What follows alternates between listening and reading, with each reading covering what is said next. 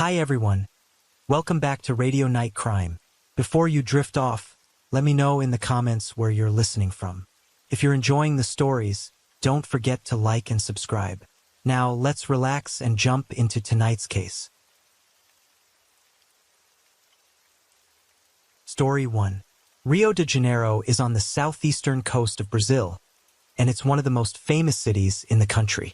It's a busy city with a strong economy, known for its amazing beaches, the energetic samba dance, and the crazy carnival festival. Rio is home to the Christ the Redeemer statue, one of the new 7 wonders of the world, and it's even hosted the World Cup 2 times. Now, if you head west to the Guaratiba district, it's much quieter and more peaceful, a total opposite from the city center. This area has a lot of cool places with shops, homes, and schools, making it a great place for families to live. The main character in our story is Machado, a 44-year-old journalist and actor. He's a single guy who lives in Rio and has 8 dogs. Machado is an experienced journalist, and he's been in a bunch of TV shows and movies. He became famous in the entertainment world, but even though he's had a successful career, things are about to get crazy for him and change his life forever. Friday, January 27, 2023. Something weird was happening on the streets of Guaratiba. A bunch of dogs were wandering around. They looked really skinny and dirty, and they were whimpering. It looked like they hadn't eaten in days. But these weren't just any dogs. They were setters, and everyone knew they were Machado's dogs. Machado was a guy who loved dogs and lived in the neighborhood. He always took care of his 8 setter pups and made sure they were clean and fed. People were worried when they saw them on the streets, dirty and hungry. Did Machado abandon them? With questions swirling, some neighbors went to Machado's house to check on him. But they knocked, and no one answered.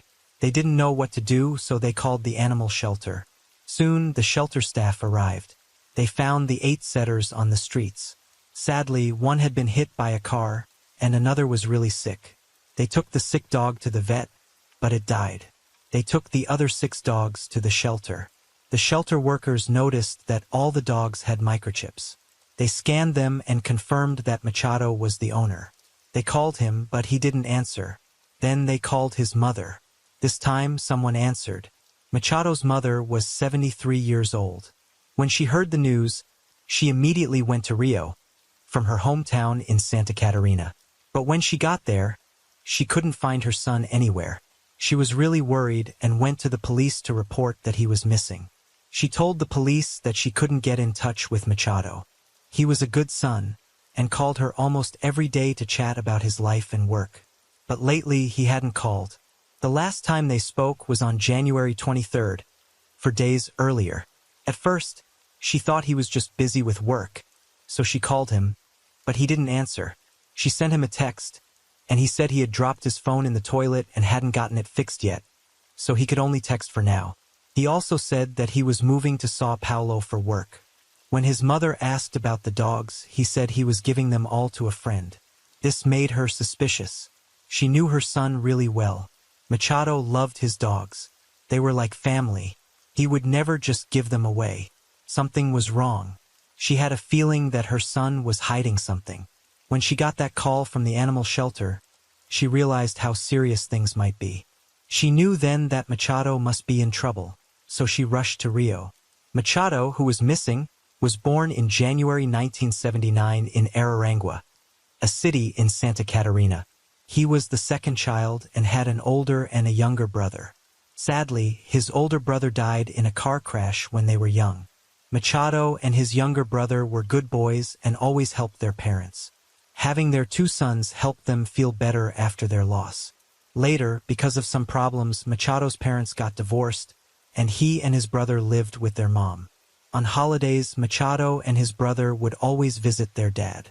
Machado was an honest guy, and he wasn't afraid to tell his dad when he was doing something wrong, which sometimes caused problems between them. In January 1997, when he was 18, Machado wanted to see the world and become an actor, so he left his hometown and went to the busy city of Rio de Janeiro. Even though he had never acted before, he was confident and ready to try. He rented a small apartment near the film studios in Rio and started getting small roles. In 2007, his father died from an illness. Machado was 28 at the time and went back to Santa Catarina. A year later, he got a job as a journalist, which was a good job, but he always felt like something was missing.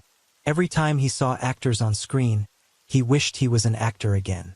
So, at 35, Machado decided to quit his job and go back to Rio to try to become an actor again. He rented a house in western Rio, where he lived before he disappeared, and got 8 setter dogs, one after another. His career started getting better. He got some good roles in TV shows and movies, became famous in the entertainment industry, got a lot of fans, and directors and producers started noticing him. But just when it seemed like things were going well, Machado disappeared. After they got the missing person report, the police tried to call Machado, but he didn't answer. They went to his house, which was in Guaratiba. The houses there were close together. When they arrived, they found the front door locked. So they broke in and started searching the house. The first and second floors were clean. The third floor was Machado's office, and it was full of books and movies about acting. He loved acting. After checking everything, the police didn't find anything unusual. No signs of a fight or a break-in, but they were confused. If the front door was locked, how did those 8 dogs get out? They started asking if they saw anything. Some people said that Machado took his dogs for walks all the time, but they hadn't seen him lately. Besides the dogs barking, they hadn't noticed anything strange. The police thought that maybe he got a call for an important job while he was out walking the dogs and had to leave quickly. Maybe he'd be back in a few days when he was done working. Then a man who said he was Machado's close friend came to the police station. He said he met Machado while they were making a movie. On January 27th, he got a weird text from a guy named Giovanni. The text said that Machado had abandoned his dogs and disappeared. At first, the friend ignored it because he thought it was a joke. But when he heard that Machado was missing, he started to worry. He texted Giovanni back, but didn't get an answer. This friend told the police that Machado would never do that. He loved his dogs. He even had a social media account just for them where he shared their daily life. Last Christmas, Machado was going to go home for the holidays, but he couldn't find a good place for his dogs to stay. So he stayed in Rio to take care of them instead of being with his family. His oldest dog was 9 years old, with a thick coat, and was still full of energy, which showed how much Machado loved them. There was no way he would just leave his dogs. The police tried to contact Giovanni to find out what he knew, but they couldn't find him. They started thinking that maybe he was involved in Machado's disappearance. Maybe Giovanni did something to Machado and then sent those texts to his friends and family, trying to make it seem like he just left. Things weren't looking good. The cops started digging deeper, talking to people who knew Machado. After interviewing all his friends and family, they realized those texts were bogus, meant to throw them off track. Then they found something really strange. On February 2nd, Machado's social media account had a new post titled, "Starting Over." The police were shocked. Machado's mom had reported him missing on January 27th, and his fans knew about it too. If Machado had just left for work, why didn't he contact anyone? Especially with everyone thinking he'd disappeared? His mom said he was a good son who called her every day. It didn't make sense that he wouldn't call her, but would post something online. The police looked closely at his social media and found another post from January 24th, called "Stay Strong." These 2 posts caused a lot of discussion among his fans, because they didn't seem like something he would write. They were worried and kept leaving comments asking if he was okay. But there was no reply. And on other social media platforms, Machado posted a letter saying he was quitting acting. No one could believe it. Machado loved acting. He even quit a more stable job to pursue it. Why would he quit acting? The police didn't think Machado wrote those posts. Maybe someone had his phone and was trying to make it look like he wanted to quit acting, to make everyone think he wasn't missing. They thought something bad must have happened to Machado before January 24th. They officially started a criminal investigation. Not long after, a woman named Cynthia gave the police an important clue. She said Machado was a really friendly guy, even though he was famous. She had known him for years, and they were still friends. One day, when she was talking to Machado on the phone, he mentioned a guy named Rodriguez. He said Rodriguez worked at TV Globo, a huge TV network in Brazil. Rodrigues told Machado he could get him acting roles in their shows. TV Globo is a really big deal in Latin America. It's all over Brazil, and their shows are super popular. Getting a role in one of their shows would be a big break for Machado. Machado believed him, so he started being really nice to Rodrigues, taking him out to expensive dinners and giving him expensive gifts. Rodrigues promised to help Machado get a part, but he had to pay 20,000 Brazilian real, about $3,400 up front. When Cynthia heard about this, she sensed something was amiss. Even though she wasn't in the entertainment industry, she knew that actors are usually chosen through auditions, not by paying someone off. She grew increasingly concerned and strongly advised him against giving Rodrigues any money. However, Machado was already convinced. After receiving the payment, Rodrigues never mentioned the TV role again. Every time Machado asked about it, Rodrigues would offer excuses. Eventually, Machado managed to land a role in a different TV show on his own. He excitedly shared the good news with Cynthia and admitted that she was right. True opportunities are earned through hard work. Cynthia reminded him that Rodrigues had not fulfilled his promise and that he should demand a refund. Machado agreed and confronted Rodrigues to demand his money back. But Rodrigues had another deceptive tactic. He claimed to have secured a role for Machado at the TV station, and filming would start on January 25, 2023. Machado was thrilled. He thought this was a significant opportunity he couldn't miss, and once again, he fell for Rodrigues' lies. Cynthia was getting bad vibes about this whole thing. She thought Rodrigues didn't act like a TV network employee at all. He seemed to have way too much free time, always out having fun. One time, when she was at Machado's place, she caught Rodrigues red-handed trying on Machado's clothes in his dressing room. Cynthia couldn't believe it, but Rodrigues didn't even seem embarrassed, like it was no big deal. Clearly, he'd done this before. Actually, Rodrigues had been hanging around Machado's house a lot since 2019, practically every week. Machado was a sociable guy, and since Rodrigues claimed to work at TV Globo, he didn't want to be rude.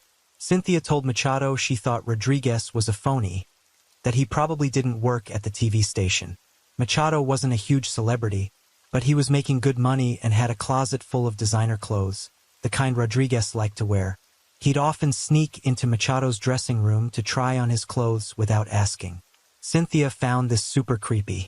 She kept telling Machado to stay away from Rodrigues, but she also didn't want to be too pushy about who he was friends with, so she just dropped hints. With Cynthia's tip, the police investigated Rodrigues. They discovered that his nickname was Bruno La Rubia, and he used to work at TV Globo. But he was fired in 2018 and hadn't had a job since then. Rodrigues and Machado became buddies in 2019 because they had a friend in common. But Rodrigues lied and said he still worked at the TV station. He even showed people his old employee ID to make them trust him. Machado really wanted to act, so he believed him. The police figured that Rodrigues had tricked Machado.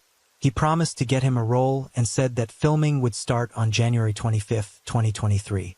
But as the date got closer, he couldn't get him the role and didn't have the money to pay him back. So he decided to kill Machado. Machado's mother told the police that in early January, her son had mentioned Rodrigues on the phone. He was disappointed in Rodrigues because he had borrowed money a few times and never paid it back. He said Rodrigues was not trustworthy, and he didn't want to be friends with him anymore. Machado also mentioned that he hadn't been feeling well lately and wanted to take a break from acting. The police found out that Machado had rented a small house on a tourist street in Campo Grande in November 2022, but he didn't get the keys until January 2023. They also found out that Machado had never actually lived in that house. A few months later, on May 22nd, the police went to the house in Campo Grande, about 12 miles from where Machado lived. They showed the landlord a photo of Machado, but the landlord said that wasn't the guy who rented the house. Then, the police showed him a picture of Rodrigues, and the landlord said that was the guy. So Rodrigues had used Machado's name to rent the place. The police searched the house but didn't find anything unusual. Just as they were leaving, the landlord said that a section of the floor looked like it had been recently fixed with cement. He said he hadn't fixed the floor himself. This made the police suspicious, and they had a bad feeling about it. They called some technicians to the scene with special equipment to check the floor, and sure enough, the detector started beeping. The concrete was solid, so they had to use a drill to make small holes in the floor, then use a hammer to break the concrete, and finally shovels to dig down. They put the dirt to the side so they wouldn't damage any evidence. The deeper they dug, the wetter the soil got, and they noticed a strange smell. When they reached about 6 feet down, the shovel hit something hard. They moved the dirt away, and there was a wooden chest. They took the chest out, and when they opened it, it smelled terrible. Inside was a man's body. He was naked. His hands were tied above his head with rope, his legs were bent, and an electrical cord was wrapped around his neck. They could tell that this was Machado, who had been missing for almost 4 months. The autopsy showed that the victim had several injuries, but none that would have killed him. There was a mark on his neck from strangulation. The cause of death was asphyxiation. A closer examination revealed that the victim had been sexually assaulted before he died. There were also traces of sedatives in his stomach. DNA testing confirmed that the victim was 44-year-old Machado. The estimated time of death was late afternoon on January 23rd. When they dug up the body, the police noticed that the wooden chest looked like something they had seen before. They had seen one like it when they searched Machado's house. This type of chest was expensive and from an expensive brand. And remember that small house? It was the one Rodriguez, Machado's friend, had rented using Machado's name 2 months before he disappeared. This made the police think that Rodriguez might have been planning to kill him since 2022. Security footage from Machado's house on the evening of January 23rd showed a Reynolds leaving his house and heading towards Campo Grande on the highway. The car was registered to Machado. The police looked at the surveillance footage along the route and saw the car going straight to a tourist street in Campo Grande. When they zoomed in, they saw that the passenger was Rodriguez, but the driver wasn't Machado. It was a different man, a thin guy. So, there were 2 suspects involved in this case. The driver was Braga, a 29-year-old construction worker from Rio. Back in 2014, he did some work on Machado's house, and they became buddies. Braga visited him a lot after that. On June 2nd, the police arrested Braga in the Santissimo neighborhood as he was trying to leave town. Then, on June 15th, they found Rodriguez hiding in an abandoned building in Vidigal. At first, both men didn't say anything. Rodriguez didn't seem to care, but it wasn't long before Braga told them everything. He said he met Rodriguez at Machado's house, and they hung out a few times and became friends. On January 23rd, Rodriguez invited him to Machado's to film an action video. He agreed because they'd done this before and Machado knew about it too. Braga told the police that there was another person involved, but he wouldn't say who it was. That day, Rodriguez brought this other guy along to make the video more exciting. When they got there, Braga filmed Rodriguez, Machado, and the other man playing some games. Braga said that Machado was okay with it, but right after he drank his juice, Machado passed out. Braga went to check on him, but Rodriguez stopped him. Braga tried to run away when he realized Rodriguez was going to kill Machado, but they stopped him. Rodriguez and the other man told him to keep quiet and promised to give him 500 Brazilian real, about $90 if he helped them. They also said they would blame him for everything if he didn't help. Braga was scared, so he did what they said. They strangled Machado with a cord until he died. Then, they put his body in a wooden chest, drove Machado's car to a small house in Campo Grande, buried the chest, and covered it with concrete. After that, Braga drove Machado's car back to Machado's house. He said that Rodriguez killed Machado because Machado had asked for his 20,000 Brazilian real, about $3,400 back, which made Rodriguez really angry. But the police didn't believe Braga's story. Machado was a famous person and wanted to protect his reputation, so they didn't think he would want to make those kinds of videos. If the videos got out, it would ruin his acting career. When the police questioned Braga's story, he changed his story and said that Machado hadn't been involved in making the videos at all. His story didn't make sense and didn't match the evidence. Sometime later, hoping to get a shorter sentence, Rodriguez finally told the truth. He said he had a good job at TV Globo, but he was fired for partying all the time, and this made him depressed. Then he met Machado, who was a talented guy.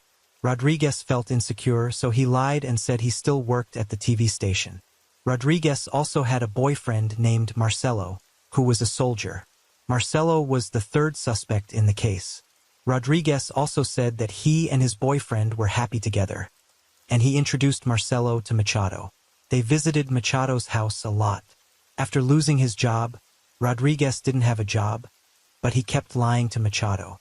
He said he got Machado acting roles and tricked him out of 20,000 Brazilian real, about $3,400. He spent the money quickly. Every time Machado asked about it, Rodriguez had to keep lying to buy himself more time. Slowly, Rodriguez started to fall in love with Machado. He was really attracted to Machado because he was sincere and courageous. But Machado didn't like him back, which made Rodriguez sad. So, he would often wear Machado's clothes when Machado wasn't around, hoping to feel closer to him. On January 23rd, his boyfriend, Marcelo, said they should go to Machado's house to make an action video, and Braga went with them. During the filming, Rodriguez didn't do anything. He just filmed everything on his phone. Afterwards, Marcelo brought out some fruit juice. After drinking the juice, Machado passed out. Rodriguez and Braga went to check on him, but Marcelo didn't seem worried at all. He even took out an electrical cord and used it to kill Machado.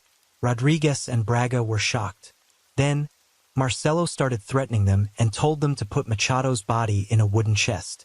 They were terrified and did what he said. They drove to the house in Campo Grande with the chest. On the way there, Marcelo got out of the car and let them bury the chest. After the murder, Rodriguez was consumed with fear. He considered going to the police several times, but couldn't bring himself to do it. He was tormented by guilt and regret every day. After Machado's death, Rodriguez planned to care for his dogs, but Marcelo stopped him, heartlessly dumping the dogs on the street to fend for themselves. Marcelo seemed to have planned everything in advance. To avoid being caught, he used Machado's phone to update his social media accounts and communicate with his family. He also used the alias Giovanni to text Machado's friends, creating the illusion that Machado was still alive. After the crime came to light, Marcelo disappeared. The police didn't buy Rodriguez's story, believing he was lying. Surveillance footage showed only Rodriguez and Braga in the car, with no third person. Marcelo might be entirely fabricated. Assuming Marcelo really was the mastermind, what was his motive? Rodriguez explained that Machado had long planned to branch out into adult films, but simply hadn't released those videos yet. He claimed the reason the police couldn't see Marcelo on the surveillance cameras was because he was huddled in the back seat, deliberately avoiding them. He also said Marcelo got out of the car in a blind spot, so the cameras didn't capture him leaving. As for why Marcelo would kill Machado, Rodriguez claimed he didn't know the exact reason, suggesting it might have been jealousy of Machado's talent and comfortable life. However, the police investigation revealed that after the murder, Rodriguez used Machado's credit card to spend 5,000 Brazilian real, about $900, and attempted to change the password on his bank account. He also tried to sell Machado's car and luxury belongings for extra cash. Rodriguez explained this away by saying he was simply holding onto Machado's bank card to return to his family later.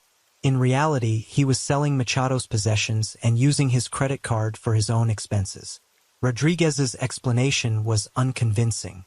After a thorough investigation, the police found no evidence of anyone named Marcelo. It was all a lie concocted by Rodriguez and Braga.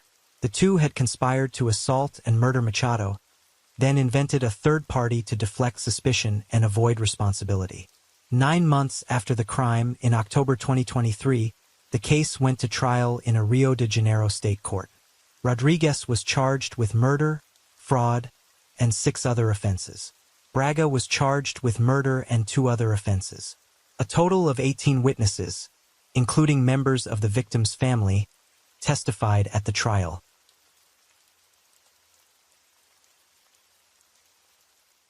Story 2.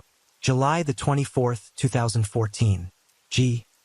Shinran, a promising electrical engineering grad student at USC, is murdered.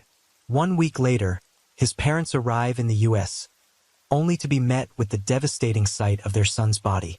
Overwhelmed with grief, They weep openly, faces buried in their hands, needing comfort and support just to stand. Shinran was their only child. They had invested everything in his future, in his education abroad. Now their world had shattered. He was their hope, everything they lived for. So the question remains, who would want to harm this talented 24-year-old? Why such a sudden, tragic end? Today, we examine the Shinran murder case that sent shockwaves through the Chinese community in 2014. Our story begins in Los Angeles, the City of Angels, a popular destination for Chinese immigrants. Although the crime rate here is 1.15 times higher than the California average, and 1.26 times higher than the national average, that doesn't diminish the city's allure.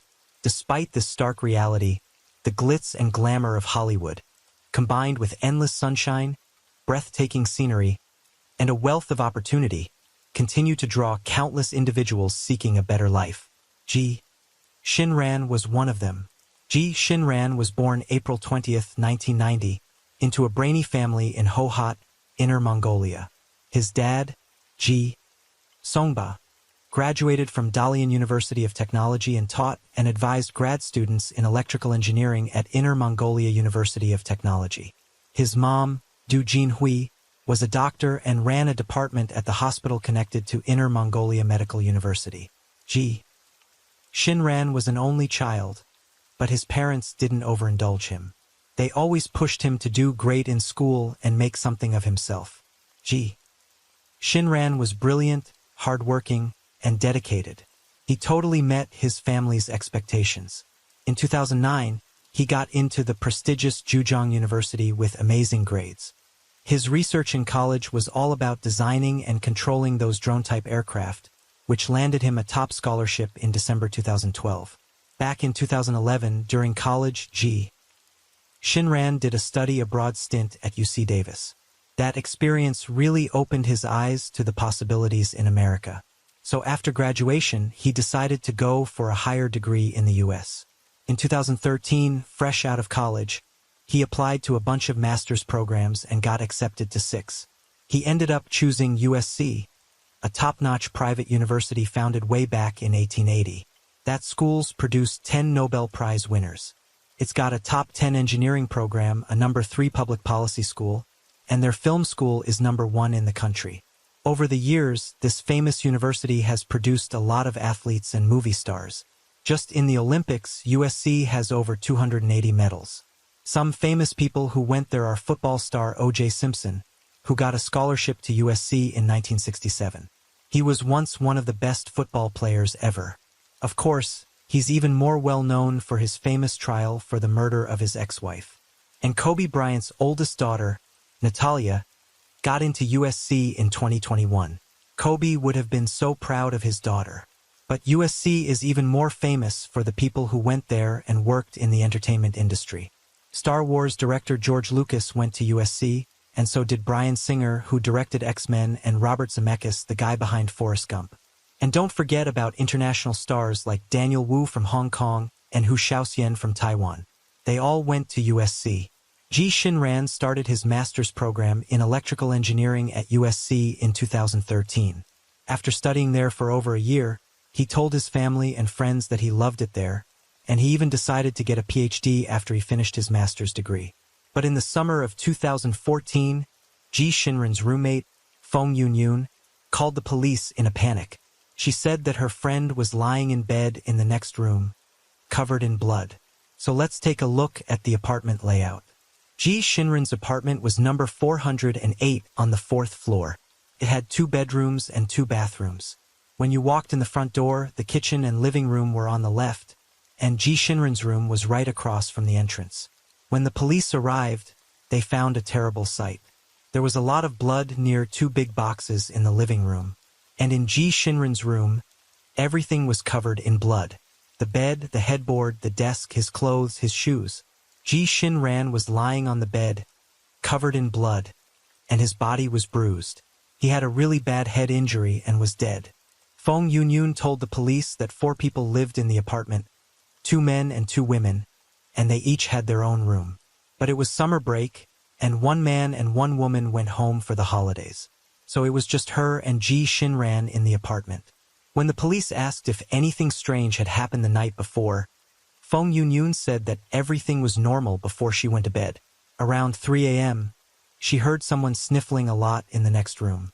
She thought Ji Shinran might have a cold, so she didn't think it was a big deal. But when she woke up in the morning, she saw blood everywhere and ran to Ji Shinran's room. She found him lying on his bed, covered in blood and dead.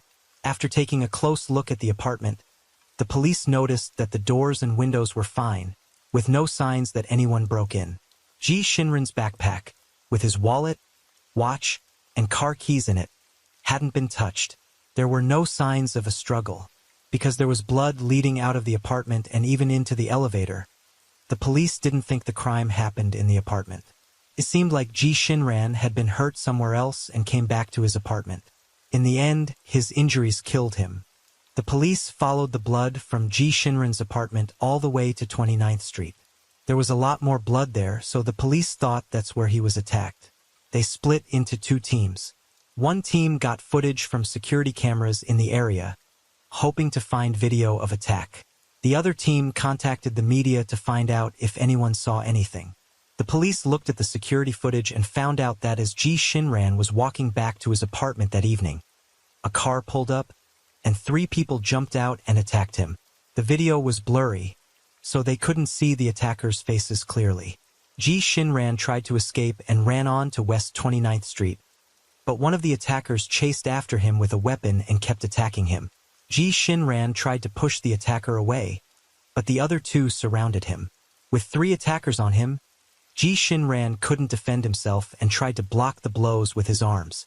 Maybe the 4th attacker didn't want to watch anymore, so he started the car to leave. When the 3 attackers saw the car starting, they stopped attacking Ji Shinran, got in the car and drove away. The police did a great job, and they arrested the attackers just hours later. Even though the video was blurry, and they couldn't see their faces or the car's license plate, the police tracked the car by looking at security camera footage from different places. They found out it was a 1993 Honda Accord. Then they followed the car after the attack and found out something surprising. About 2 hours later, at 3 a.m. on July 24th, the car arrived at Dockweiler Beach, a half-hour drive from USC. At the beach, the group robbed a couple, Claudia and Jesus, who were walking on the beach. Claudia was terrified and gave them the only $40 she had. Her boyfriend, Jesus, tried to protect her, but one of the robbers hit him with a baseball bat. But as he fell, Jesus saw his chance to run towards the main road along the beach, shouting for help. The robbers immediately chased after him with baseball bats. Luckily, Jesus was able to get the attention of a police car that was driving by before he got too far. When the suspects saw the police, they ran away, but were quickly arrested. The people who did it were 16-year-old Alejandro Guerrero, 17-year-old Alberto Ochoa, 18-year-old Andrew Garcia, and 19-year-old Jonathan Del Carmen, who was driving the car. There were actually 5 people in the car when they attacked Ji Shinran, but the police said that a 14-year-old girl in the car wasn't involved, and they dropped the charges against her. One day after the murder, at 3 a.m. in Beijing, the Los Angeles Police Department called Ji Shinran's parents in China. When they heard the news, they couldn't believe it and thought it was a mistake. They couldn't believe that their son had been KD. It wasn't until 7 a.m. after they talked to the consulate that they realized what had happened. They applied for visas right away, but unfortunately, the U.S. online visa system wasn't working at the time. So Ji Shinran's parents didn't arrive in the U.S. until 6 days after the murder, on July 30th. The trial for the 4 suspects had already happened 2 days earlier, which meant they missed the chance to see the people who KD their son. On July 31st, there was a press conference at the funeral home. Ji Shinran's parents, Ji Songba and Du Jinhui, were so sad that they couldn't speak. Mr. Ji's cousin, Lu Lixing, spoke for them, and Mr. Ji's college classmate was the interpreter. Mr. Lu explained that Ji Shinran went home for Christmas last year, and it was the last time he saw his parents. That summer, his parents hoped he would come home again, but Ji Shinran wanted to do well in school and graduate early, so he took a summer class and stayed at school. Ji Shinran was his parents' only child, and he was also the only grandchild for all four of his grandparents. The news of his murder really upset all four of his grandparents. 1 year after Ji Shinran died, in 2015, the four people on trial and their lawyers went to a hearing before the trial. All four of them said they were innocent, but the prosecution wanted them to get the death penalty because the crime was so bad. They also wanted the two minors, 16-year-old Alejandra Guerrero and 17-year-old Alberto Ochoa, to be tried as adults. If they were tried in court for kids, they might get out of jail by the time they were 25. The Ji family's lawyer, Mrs. Kai, told the press that they wanted the attackers to get the worst punishment possible. 2 years after the murder, in September 2016, the first trial started. Alejandra Guerrero was the only woman who was charged, and during the trial, she didn't seem to care about what she did. She wasn't sorry at all, and she was even seen laughing sometimes. Guerrero's lawyer said that was only 16 when the murder happened, so she couldn't have been the main person responsible. He also said that Guerrero found blood in the apartment the day after the murder, and was just defending herself when Ji Shinran confronted her. Basically, he was trying to say that it was Ji Shinran's fault. Her lawyer said that she didn't mean to do it and wasn't involved because there was no evidence. But the prosecution had evidence. Prosecutor John McKinney said that the security camera footage showed what really happened. They didn't see Ji Shinran defending himself during the attack. He was clearly trying to escape. When Ji Shinran ran to 29th Street, Andrew Garcia was the first to chase after him, and Guerrero followed right after. She had a wrench which could have killed Ji Shinran. The security footage showed Guerrero attacking Ji Shinran, and the forensic team found her fingerprints, DNA, and blood on the wrench, as well as Ji Shinran's fingerprints, DNA, and blood. She was one of the main attackers, not an innocent bystander. They didn't just hit Ji Shinran with a baseball bat a few times and let him get away. They chased him down. Garcia was the first and then Guerrero. Guerrero's family watched the trial online, as did Ji Shinran's friends, lawyer, and family in China. After just a few hours of deliberation, the jury unanimously found Guerrero guilty of first-degree murder, and the judge sentenced her to life in prison without the possibility of parole. Guerrero later filed 2 appeals, arguing that she was under the influence of drugs and alcohol at the time, and that she was a minor, asking for a retrial and a reduced sentence. The California Court of Appeal granted her request for a resentencing hearing in 2020. However, after the hearing in 2021, the trial judge decided to uphold the original sentence. Guerrero remains sentenced to life without parole. In 2017, they started the trial for Andrew Garcia. They thought he was the leader of the attack. The prosecution called Detective Matthew, who had interrogated Garcia. He said that the group was driving around near USC for a while that night, and when they saw Ji Shinran walking alone, they targeted him as an easy victim. Detective Matthew stated, Garcia's build, hairstyle, and clothing matched the person seen in the surveillance video chasing Ji Shinran. My conclusions are also drawn from conversations with Garcia and the other defendants. After they got out of the car, 17-year-old Ochoa attacked first. He ran towards Ji Shinran with a baseball bat and started hitting him with the bat. Ji Shinran instinctively raised his arms to protect himself and refused to hand over his backpack. Then, Ochoa punched him in the face, breaking his glasses, and his nose started bleeding. Ji Shinran didn't fight back, nor did he engage with them. He simply tried to escape. However, 18-year-old Garcia snatched the baseball bat from Ochoa and was the first to give chase. 16-year-old Guerrero, holding a wrench, joined the pursuit and also attacked Ji Shinran. Ochoa was the third to pursue. He snatched the bat back from Garcia and continued the assault. The forensic report revealed significant bruising on Ji Shinran's right arm and the back of his hand, indicating he had instinctively used his arms to deflect the blows. His nose was broken and both of his eyes were bleeding internally. They hit him in the head at least 6 times with a blunt object, causing skull fractures that led to fatal brain hemorrhaging. His skull was fractured into 3 pieces. The fatal blow was determined to have been caused by the baseball bat, not the wrench. However, because both Garcia and Ochoa had wielded the baseball bat, it was impossible to determine who delivered the final deadly strike. Ji Shinran couldn't defend himself against the 3 attackers. Then, 19-year-old Del Carmen, who was driving, couldn't watch anymore and started the car to leave. When they saw Del Carmen leaving, the attackers stopped attacking Ji Shinran, got in the car, and drove away. The police had fingerprints, DNA, blood on the baseball bat, and the interrogation video, so the jury quickly agreed that Andrew Garcia was guilty of first-degree murder. At the sentencing hearing, Ji Shinran's parents were heartbroken and asked the judge to give Garcia the harshest sentence possible. Garcia apologized to the victim's family, but the judge said that Garcia didn't show any emotion during the trial and didn't seem sorry at all. So the judge sentenced Andrew Garcia to life in prison without parole. 4 years later, in 2019, they started the trial for Ochoa. He had been carrying a baseball bat, and after all these years, he seemed more mature. He was also sentenced to life in prison without parole. The driver, Del Carmen, didn't attack anyone or steal anything. But because of the felony murder rule in California, all 4 attackers were responsible for Ji Shinran's death. However, before the trial started, Del Carmen made a deal with the prosecutors, and they lowered his charges to second-degree murder. At his trial, he was sentenced to life in prison, and he could get out of jail after 15 years. But wait, there's more. In 2021, Del Carmen's lawyer appealed because California had just passed a new law that could reduce his sentence. In 2018, Governor Jerry Brown signed Senate Bill 1437, which said that only the people who were actually involved in the murder or acted like they didn't care about human life would be charged with felony murder. The prosecution and the judge agreed with the defense attorney that Del Carmen should get a shorter sentence because of the new law.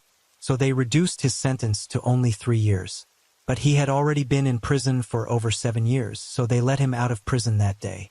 After the trial, USC held a memorial service for Ji Shinran. The vice president of the university said they would create a scholarship in Ji Shinran's name for graduate students like him.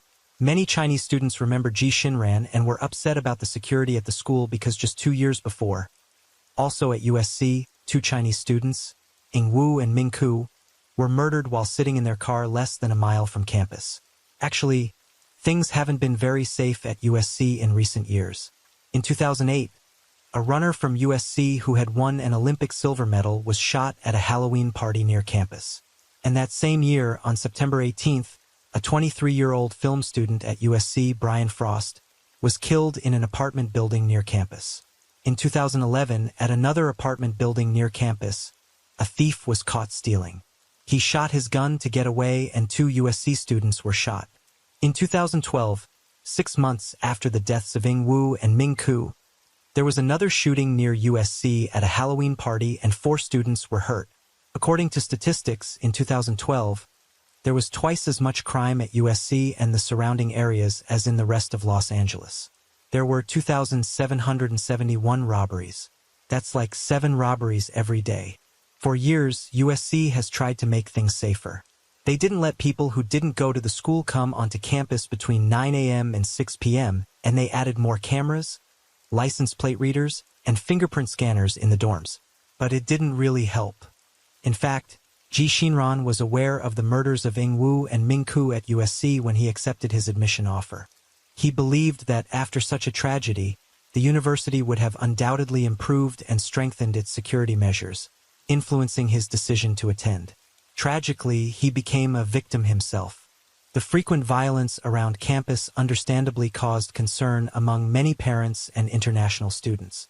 Usually, this is where the story ends. But I still have some questions. Why were these teenagers committing crimes at night? And why didn't they seem to care after doing such terrible things? What happened in their lives to make them do this? After the trial, Andrew Garcia's mother was interviewed, and we can see some similarities between these criminals. Garcia's family was really poor, and he was the 6th of 7 children. His mom, Rosalie, joined a gang called Dead End when she was a teenager, which is a pretty fitting name. When she was 18, Rosalie met a 17-year-old guy named Crescencio at church.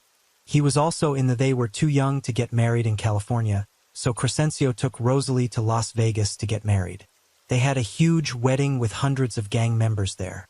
It was like something out of a movie. But then someone from another gang drove up and started shooting as a gift for the newly married couple. One of the guests was even injured. This actually happened. After Garcia was born, his dad got a job at a factory putting boxes together, and his mom, Rosalie, became a stay-at-home mom to take care of the kids. They were really poor, and his parents were addicted to drugs. They lived in a rundown motel for a long time. Cost $45 a day. There were a lot of gangs and drug dealers around the motel, and people were always getting robbed. They didn't pay their rent on time, so they were kicked out of the motel. They put all their stuff on a shopping cart and packed up their things. Then they went to stay in a nearby park and slept in a tent. They had water, bathrooms, and they could cook on the park grills. But the hardest thing was taking showers.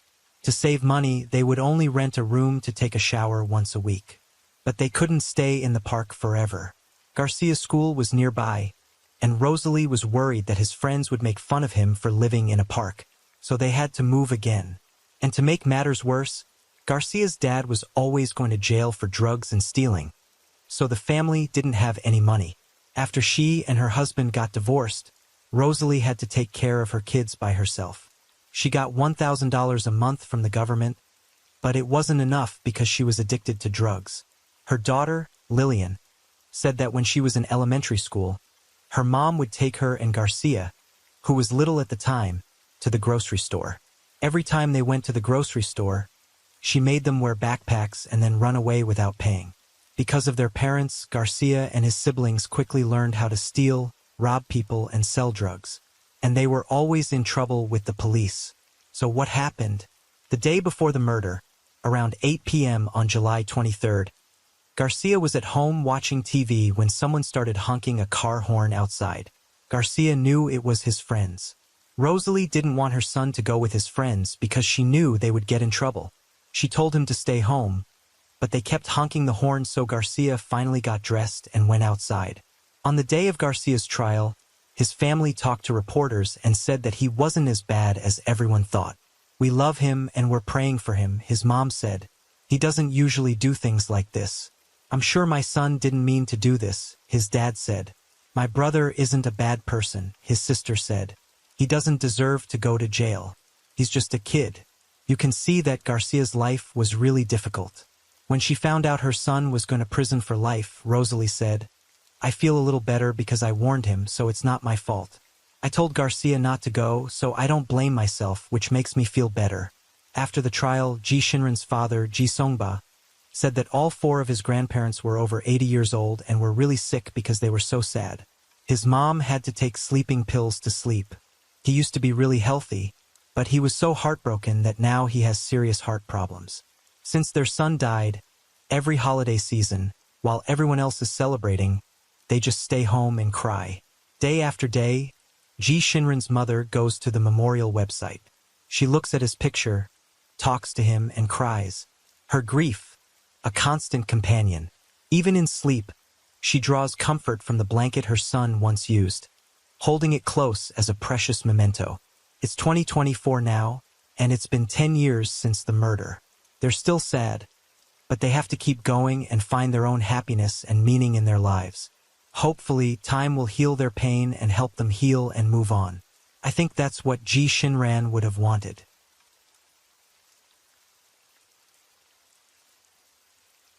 Story 3. In March 2023, spring in Montreal, Canada, never dawned for 7 souls, whose lives ended abruptly on the night of the 16th. That evening, a catastrophic level 5 fire erupted in a historic building, once the Cami factory, nestled in the heart of Old Montreal, claiming the lives of 7 unfortunate individuals. Among the victims was Nathan Sears, who had traveled to Montreal in March for an academic conference on neuroscience. Tragically, the final day of his trip ended in the inferno. Over 6 months after the tragedy, the cause of the fire was finally uncovered. Montreal, in Quebec, Canada, is often called the Little Paris of North America. In 1642, French fur traders established their outpost along the St. Lawrence River, laying the foundation for the city. Over time, Old Montreal witnessed the defeat of French forces, the expansion of the 19th century Industrial Revolution, and yet preserved its French cultural and historical essence. Narrow cobblestone streets, ancient stone houses, classical churches, and European-style squares testify to its storied past. The area blends old-world European charm with modern North American vibrancy, offering visitors a unique experience. Each year, around 6 million tourists flock to admire its French heritage. Some are so enchanted they choose to stay in Old Montreal's historic buildings, conveniently located near key attractions, immersing themselves in authentic French ambience. In Old Montreal, Port Street and Douville Street are renowned. At 5:30 a.m. on March 16, 2023, a historic building at their intersection, over 130 years old, erupted in flames. More than a preserved structure, it was a local landmark. Originally a flower company's office, it transitioned to residential use between the 1960s and 1980s. City records show that in 2009, a lawyer purchased the building and leased it out. It housed 15 apartments. Curiously, this fire was far from ordinary. The blaze, once ignited, spiraled out of control, with towering flames and thick black smoke visible from miles away. This was Montreal's highest-level fire on record. That night, over 130 firefighters were deployed to combat the inferno. But the fire's rapid spread, combined with the late hour, trapped some residents. Of those who escaped, 9 were injured, 3 with severe burns. Police reported that the 9 survivors lived on the first and second floors, while those on the third floor were unaccounted for. Initially, the number of missing was unclear, starting at 1 and rising to 4. Determining the exact number of victims was challenging, as even the building's owner couldn't provide precise answers. The property had 2 owners, the lawyer who held legal title, Antari Kassan, who leased most of the apartments and listed them on Airbnb for short-term rentals. Thus, most occupants that night were short-term guests. 3 days after the fire, police confirmed 7 people were missing. That same day, an editor at Quebecer Media received a desperate WeChat message requesting a public appeal to locate Wu, who had vanished following the catastrophic fire in Old Montreal's port area. Friends and family described Wu as a brilliant Chinese scholar who studied in the U.S. Born in 1992 in Anhui, China. She was just 31. At 15, she gained admission to Wuhan University, majoring in virology. By 24, she earned a PhD in neuroscience from the University of Miami. After graduating, she worked as a project scientist at the University of California, San Diego, from March 9th to 15th, 2023, and attended the Computational and Systems Neuroscience Conference in Montreal, held from March 9th to 14th. She planned to stay an extra day on the 15th before returning to San Diego on the 16th. During the conference, she stayed at a hotel arranged by organizers, only moving to the Airbnb apartment on the 15th. She believed staying in Old Montreal would be closer to the airport than the conference hotel, convenient for her departure while allowing her to soak in the historic district's atmosphere. Unbeknownst to her that night, the building erupted in a ferocious blaze, severing all contact with her, and was scheduled to return to San Diego on the 16th. When her colleagues and superiors couldn't reach her, they visited her apartment, finding it empty. They alerted the police and contacted U.S. Customs, learning she had no record of re-entering the U.S. from Canada. Meanwhile, Canadian police, after verifying tenant records with the secondary landlord, worked with U.S. authorities to locate Anne's emergency contacts. After confirming her disappearance, Anne's friends reached out to Chinese-language media platforms, posting a missing persons notice to enlist help from the local Chinese community. They clung to hope, praying she had escaped and been taken to a hospital by a good Samaritan. That faint hope was extinguished over 10 days later. As a historic structure ravaged by fire, the building risked collapse. On March 27th, police confirmed the fire claimed 7 lives. 5 victims, including Wu, were identified. 2 days later, the remaining 2 were named. With no further victims expected, police halted search efforts to focus on investigating the fire's cause. On March 24th, Anne's father, Wu Fei, and his wife flew from Tongling-Anhu to Montreal. They visited the Chinese Community Association, the consulate, and police stations, then underwent DNA testing. Those were the longest days of their lives. On March 27th, they finally saw Anne in the morgue. Due to the ongoing investigation, they couldn't touch her body. Police allowed them to view her face through a glass panel. Wu Fei instantly recognized his daughter. He noted her shoulder-length hair, intact eyebrows, and rosy complexion. He told the media and was in a third-floor apartment on the building's west side. Her room wasn't touched by flames. It faced the street with 2 large windows.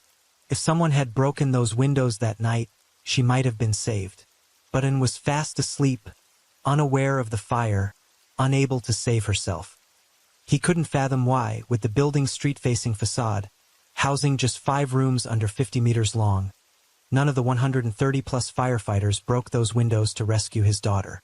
The lives of these 7 individuals ended abruptly at a fleeting stopover, forever frozen in Montreal's winter. When the victims' identities and photos were released, Canadians nationwide mourned for them and their families. Questions swirled. Why did this building suffer such a devastating fire, causing such tragic loss? Was this a natural disaster or human error? The police, however, had yet to provide answers. Just one day after the fire, whispers of serious safety hazards in the building began to spread. A long-term tenant, speaking anonymously, revealed he had lived there for 3 years. On the night of the blaze, he was staying at a friend's house, narrowly escaping disaster. He described his apartment as lacking windows or an emergency exit, suspecting other units were similarly deficient, leaving occupants with no escape route. Among the victims was 18-year-old Charlie, who was in such a room with friends that fateful night. Amid the inferno, Charlie desperately called her grandfather and dialed 911 twice, pleading that the building was ablaze and her room had no exit beyond the main door. Tragically, she was trapped, succumbing to smoke inhalation. Under Quebec's building regulations, such a structure is blatantly illegal. Even for private residences, at least 1 window is mandatory, let alone for rentals. Another former tenant, who lived there in 2021, noted that while the building's exterior appeared well-maintained, its interior violated multiple codes. His apartment, for instance, had no smoke detector, and the hallways lacked emergency exit signs. Tenants were acutely aware that a fire would endanger everyone. Some had contacted a district official to voice concerns about missing smoke detectors and other fire risks, only to be told they couldn't file complaints since they no longer resided there. A couple in a basement apartment that night recounted having a smoke detector, but it failed to sound during the fire. Since we were in the basement, we had a window at chest or face height, they said. My husband smashed it with a boot and we escaped. This was perplexing. Cooking often triggered smoke alarms, yet a massive fire left the detector silent, likely long broken, with no routine inspections by the landlord. How could a building without windows or functioning smoke detectors be listed for short-term rentals? The lawyer representing the primary landlord revealed that the secondary landlord had leased numerous apartments for Airbnb, despite the primary landlord's repeated attempts to halt this. In August 2022, the primary landlord sent 2 warning letters, which the secondary landlord ignored. The secondary landlord was later identified as a software engineer at a Montreal company running an Airbnb business with over 20 apartments as a side venture. 4 of these lacked short-term rental permits, operating illegally. Was the primary landlord truly blameless? A skilled lawyer himself, he could afford to purchase an entire building in Old Montreal. With another lawyer on retainer, how could they fail to stop an engineer's illegal rentals? Soon after, a local media outlet revealed that in a 2019 interview, the secondary landlord boasted about his unique business model built on profit sharing with the primary landlord. A long-term tenant confirmed that the primary landlord, the lawyer, had approved the short-term rentals and pressured long-term tenants to leave, aiming to convert all units for Airbnb. Beyond the illicit rental practices of both landlords, the oversight of such businesses was riddled with issues. Since 2018, Old Montreal banned Airbnb rentals, but without enforcement, the prohibition was toothless. The Quebec Revenue Agency, responsible for monitoring short-term rentals, lacked sufficient inspectors. Airbnb's oversight was even more glaring. The platform didn't require hosts to provide operating permits, allowing haphazard short-term rental listings. A clear management failure. Responsibility was continually shuffled, with no one accepting primary blame. The victims' families, standing in the snow at the fire site, could do little but wait and grieve. In April 2023, Nathan Sears' father, one of the 7 victims' relatives, spearheaded a class action lawsuit against Airbnb, the primary landlord and the secondary landlord.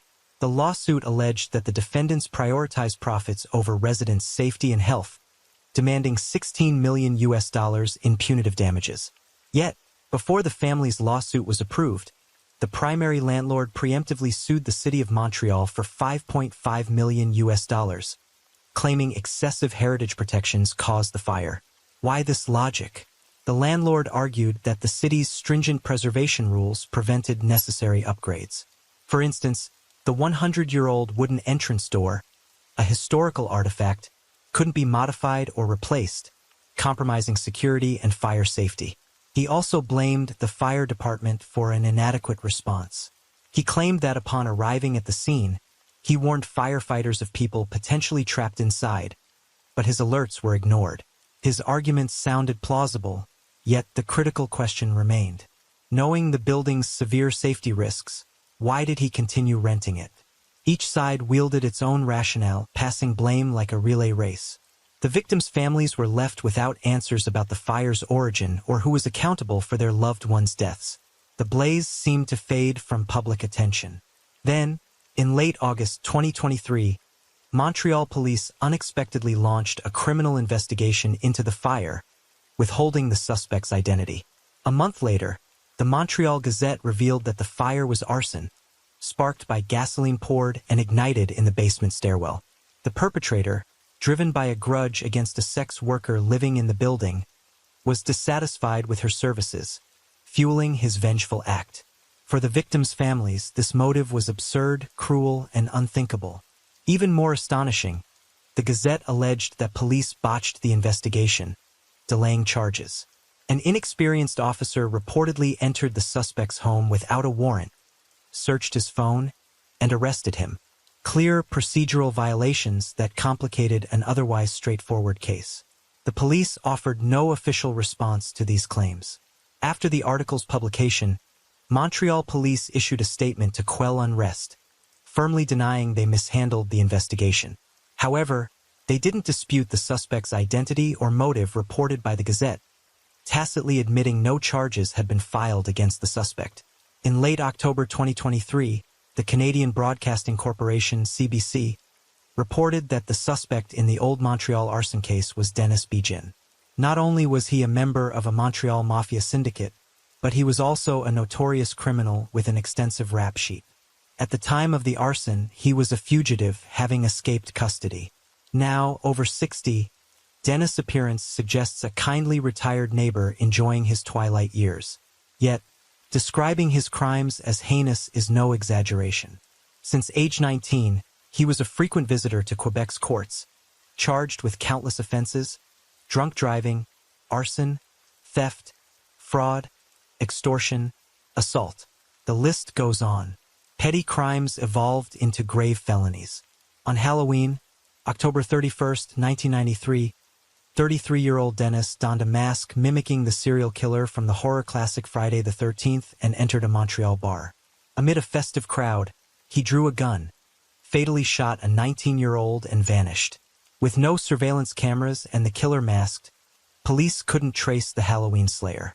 In 1995, a woman, accompanied by her 2 children, reported to police that her husband had brutally assaulted and harassed her, nearly strangling her. Seeking protection through a domestic violence program, she revealed a bombshell to ensure her abusive husband stayed away. He was the Halloween slayer, and he kept the mask and outfit used in the crime at home. Police acted swiftly, apprehending Dennis. In 1997, a jury initially convicted him of first-degree murder. During his 1998 trial, he admitted being a member of Quebec's infamous Hells Angels motorcycle gang, confessing that the bar shooting stemmed from a turf war over illegal drug trade. He further revealed involvement in a notorious 1995 bombing, expressing a desire to strike a deal with prosecutors to testify against the Hells Angels. 1995 was the bloodiest year in Montreal's gang war between the Hells Angels and Rock Machine. That year, 65 gang members perished, mostly Rock Machine, with 80% killed by Hell's Angels homemade bombs. The conflict harmed innocents.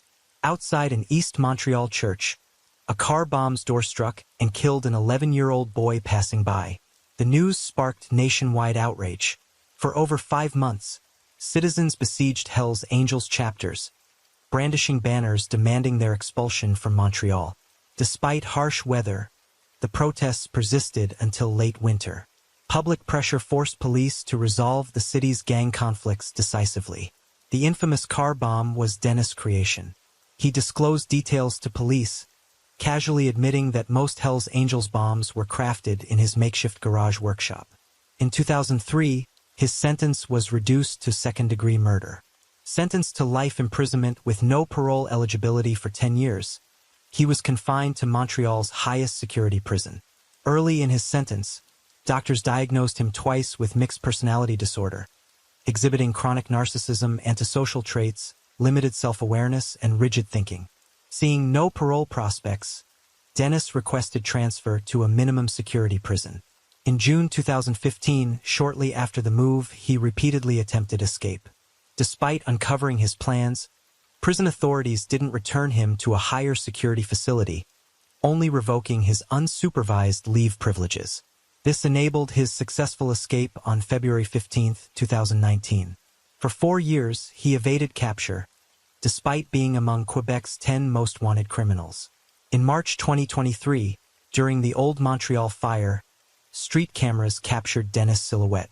Footage showed the building igniting, followed by Dennis fleeing. As he vanished, flames engulfed the structure. Post-fire, Montreal's major crimes unit summoned Dennis for questioning, unaware of his true identity.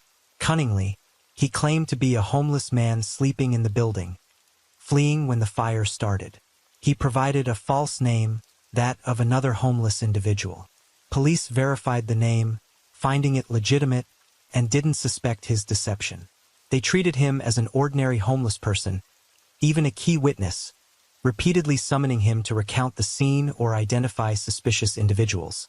The turning point came when a seasoned Old Montreal patrol officer told the major crimes team she knew the area's homeless population well, and Dennis' provided name belonged to someone else. He was an imposter. Her revelation prompted the team to arrest Dennis. Curiously, his arrest on May 18, 2023, was announced solely for escaping custody, with no mention of the Old Montreal arson. Facing CBC's reports, Montreal police refused to comment or file arson charges against Dennis, recalling earlier claims that police botched the investigation through procedural violations. Speculation abounds. To this day, no charges have been filed against anyone for the arson, and the victim's family's class action lawsuit awaits court approval. Spring turned to fall, and Montreal slipped from one winter to the next. The city seems unchanged, but for the victims' families, nothing is as it was. After leaving Montreal, Onwoo's father traveled to San Diego. He and his wife visited Anne's apartment to collect her keepsakes. There, he found a postcard. Onwoo wrote during a 2015 trip to Shangri-La. Its front depicted the majestic Kawagarbo peak of Meili Snow Mountain. Beneath a cerulean sky, the snow-capped peak gleamed, golden sunlight cascading down its slopes, dotted with pink-tinged clouds drifting mid-mountain. On the back, and small handwriting read, "My Snow Mountain, my humble existence. May I always look to Meili Snow Mountain and remain humble." Among her belongings were 2 bottles of wine. Due to the pandemic, and hadn't returned home in years. She planned a visit in 2023, but postponed it for the Montreal conference. Yet she had bought a gift for her father early. Those 2 bottles, her final act of filial devotion to Wu Fei. Before leaving the U.S., Wu Fei strolled the cobblestone path, wherein walked her dog. He said, "Breathing the breeze she once did felt like meeting her again." The couple has since returned to their hometown in China. Though their daughter is absent as before, Wu Fei feels everything has changed. Once, he had spiritual solace, a tangible longing with direction. Now, his heart drifts like a rootless reed, without destination or refuge. 2 years after the fire, Montreal tightened short-term rental regulations. New rules permit rentals only during peak tourist season, June 10th to September 10th. Platforms like Airbnb must display valid permit numbers and expiration dates, facing fines up to $73,000 per violation. The city bolstered its inspection team to monitor and penalize violations, with fines of $730 daily for off-season ads and $1,460 daily for repeat offenses. These measures aim to ease housing pressures and curb rampant illegal short-term rentals.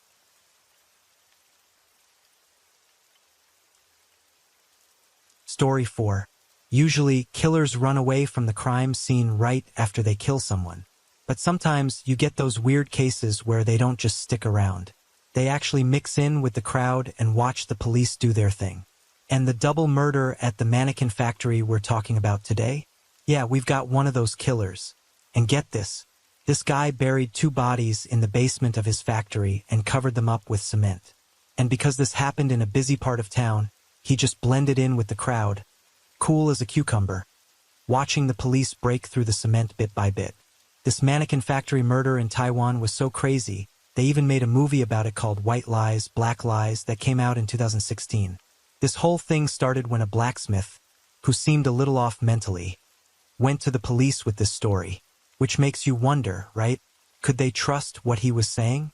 And what was his role in all of this? All right, let's wind back the clock more than 50 years to this place called Seven Colored Art Garden in Taipei, Taiwan.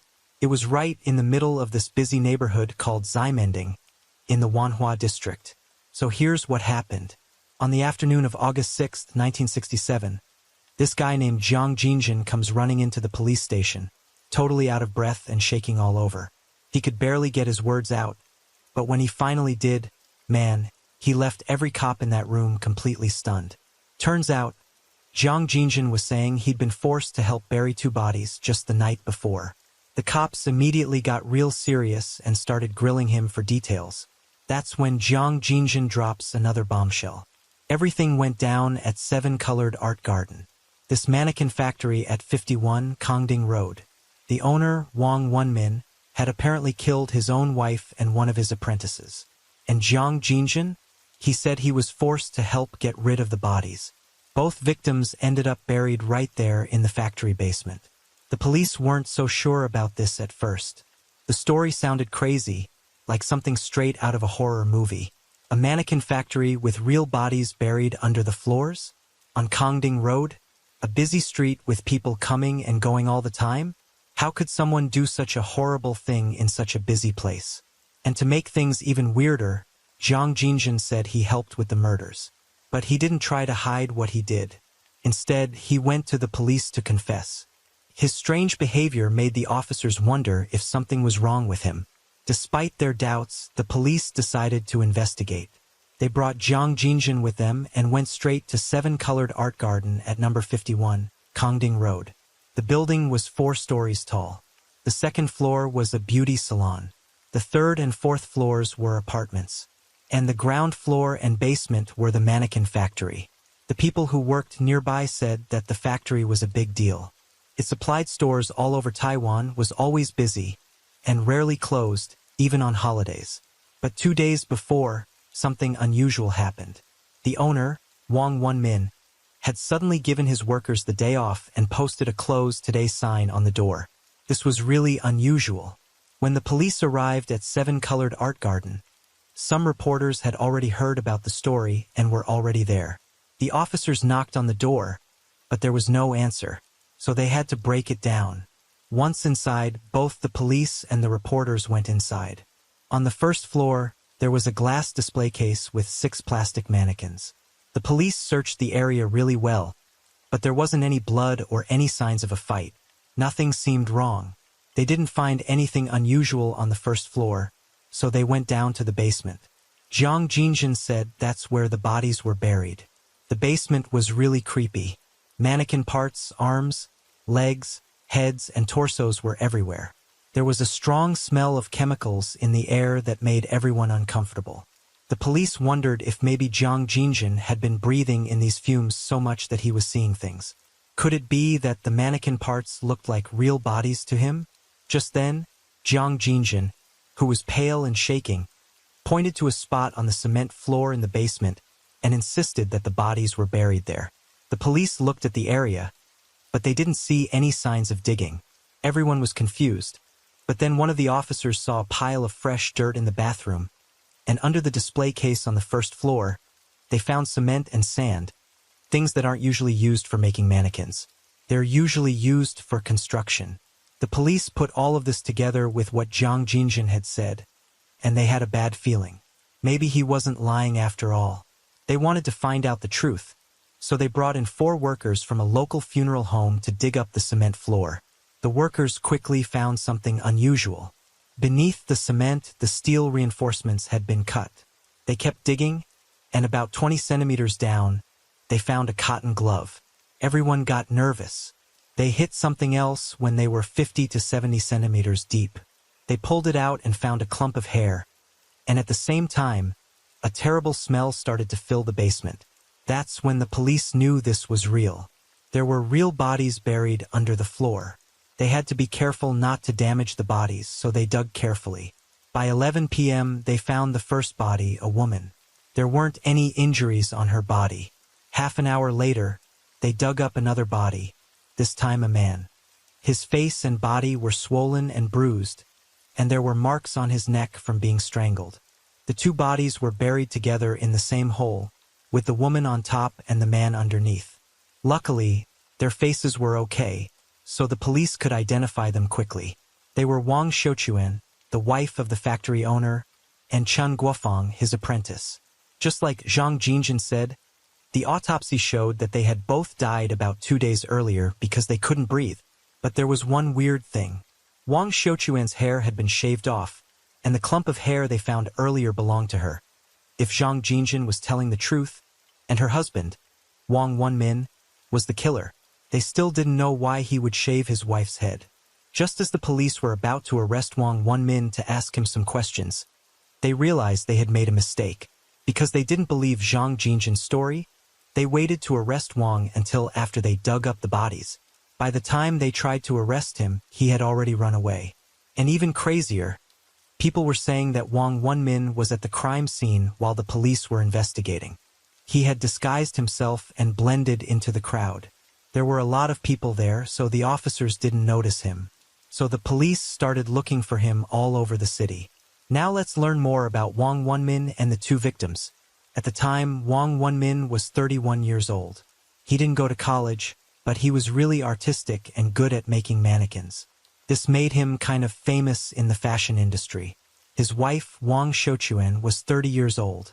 They met at a billiard hall and had 3 children together, but their marriage wasn't happy. They fought a lot, and their family wasn't happy. The other victim, Chen Guofeng, was an 18-year-old apprentice who worked for Wang Wenmin. He was almost done with his apprenticeship when he was murdered. The apprentices said they didn't know why their boss did such a terrible thing, but they mentioned that Wang had recently had a big argument with his wife. It was about 2,000 new Taiwan dollars that had gone missing. They said he even got violent with her and shaved her head. 3 days before the murders, on the evening of August 3rd, Wang suddenly told everyone he knew who stole the money and gave his employees a week off.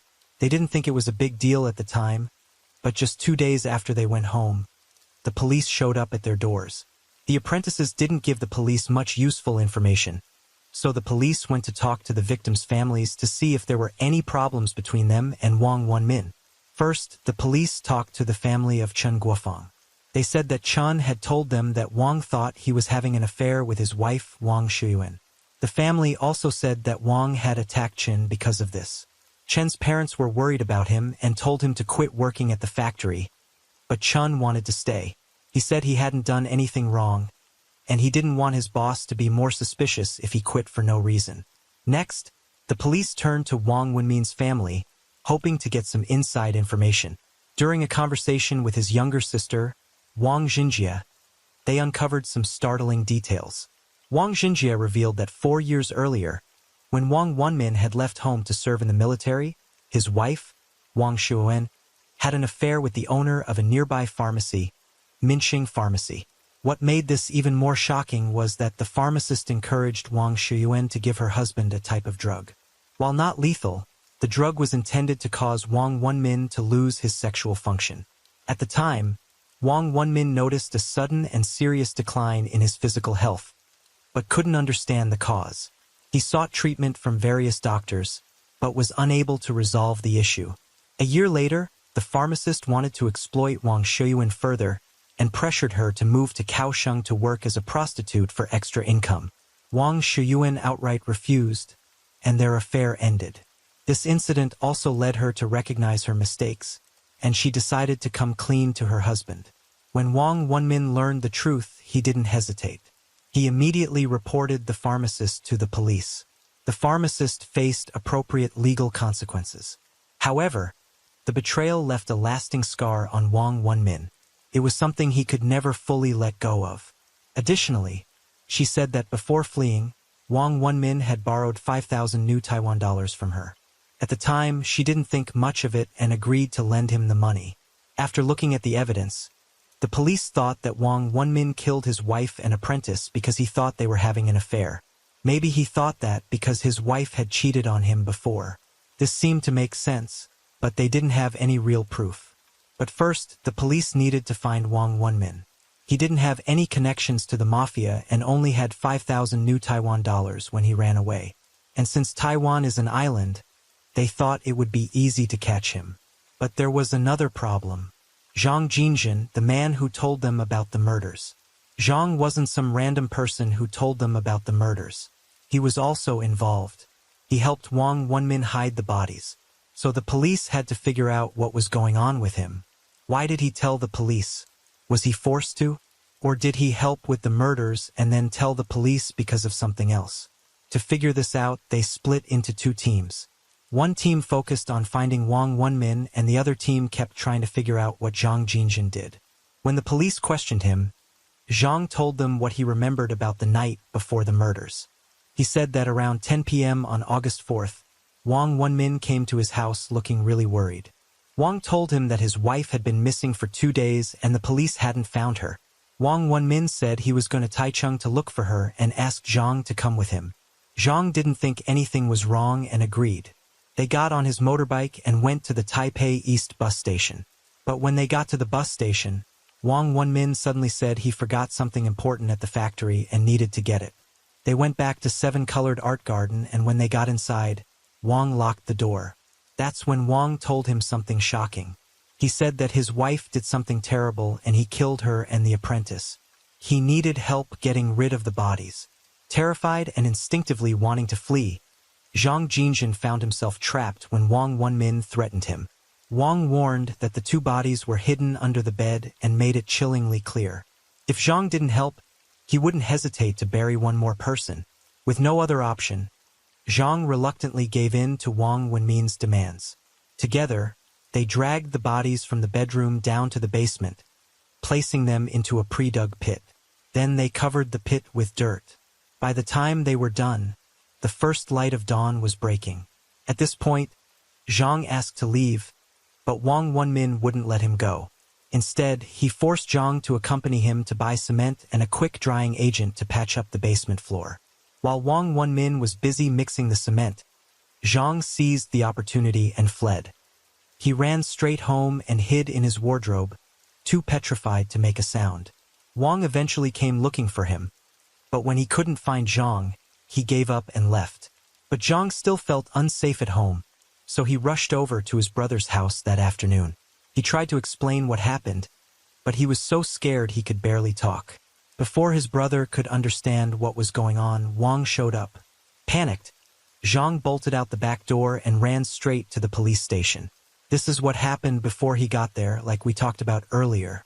Although Zhang's testimony seemed plausible and the police did find the bodies where he said they would, a closer analysis of his account revealed some glaring inconsistencies. For one, Zhang was a blacksmith with a strong muscular build, while Wang was significantly smaller, standing at just around 1.6 meters, 5 feet 3 inches. It was difficult to imagine that a big guy like Zhang would be genuinely afraid of someone like Wang. Furthermore, in terms of disposing of the bodies, the hardest part, digging the pit, had already been completed by Wang alone. If Wang had already handled the most labor-intensive task himself, why would he involve Zhang for the simpler jobs, like moving the bodies, filling the pit, and sealing it with cement? On top of that, why would he choose someone completely unrelated to the crime? Wouldn't bringing in an outsider only increase the chances of being caught? Because of these problems, the police decided to question Zhang Jingjin once again. This time, he changed his story. Zhang admitted that he had not been forced as he initially claimed. Instead, Wang Wenmin had promised him some money, and Zhang's greed led him to agree to help. However, not long after, he started to feel guilty, and he ran to the police to tell them the truth. As the investigation progressed, the police found out more worrying things about Zhang Jingjin. Years earlier, he had been involved in a traffic accident that caused a head injury and left him with brain damage. While he was still able to function and communicate, he had trouble thinking and speaking clearly compared to an average person. The police also discovered that Zhang and Wang shared a distant familial connection. Zhang's brother was married to Wang's sister, and interestingly, Zhang's wife had been introduced to him by Wang. This family tie, combined with Zhang's problems with his thinking, provided an explanation as to why Wang might have sought his help in the first place. But this revelation raised another critical question. Given Zhang's problems with his mind, how reliable was his testimony? How much of it could truly be trusted? At this point, the police knew their top priority was locating Wang Wenmin. He was the key to solving the mystery of this case. Initially, the police believed that catching Wang was easy, so they didn't offer a reward. However, as the investigation went on, it became clear that things were more complicated than expected. The police searched all over the city of Taipei, even expanding their search to Taichung. But Wang seemed to have disappeared completely. Just as the case seemed to get stuck, a new twist emerged that added even more complexity. A man named Yang Ganquan told the police that his wife Lu Wang had gone missing, and he believed her disappearance was connected to Wang Wenmin. Yang's wig business meant he often worked with Wang's mannequin manufacturing. Their families were close through their business. Lu Wang, now 30 years old, was the mother of 5 children. The youngest was still a baby. Yang thought Wang was involved for 2 main reasons. First, his wife and Wang had disappeared on the same day. And second, neighbors reported seeing Lu Wang riding away on Wang's motorcycle. Then they left together. Yang feared that Wang might have forced or kidnapped his wife. Yang's report gave the police a new clue. They searched again at 7-colored art garden. And in Wang Wenmin's stuff, they found nude photos of Lu Wang. It looked like she wanted to take the photos, which showed that they had a strange relationship. Looking further, the police discovered that Lu Wang had taken her ID card and some cash with her when she left. Her kids also said that she left voluntarily. So the police decided that she wasn't forced or kidnapped. It seemed she had run away with Wang Wenmin because she wanted to. This made things even harder for the police. Now, the guy they were looking for wasn't alone. He had his girlfriend with him. All through August, everyone was talking about them running away.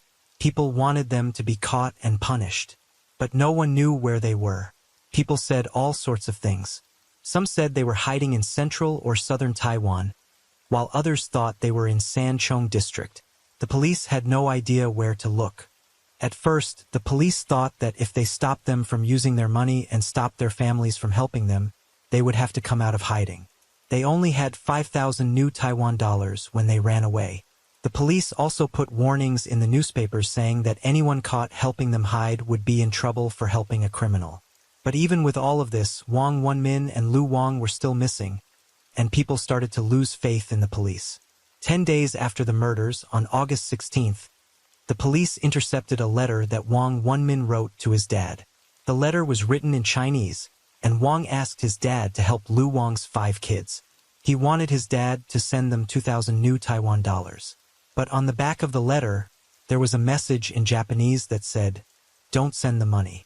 So, it turned out that Wang was pretending to care about Lu Wang and told his dad not to send the money. He was hoping Lu Wang couldn't read Japanese. The police didn't give the letter to Wang Wenmin's dad. Instead, they gave it to the newspapers to try and cause some trouble between Wang Wenmin and Lu Wang and maybe help them catch Wang.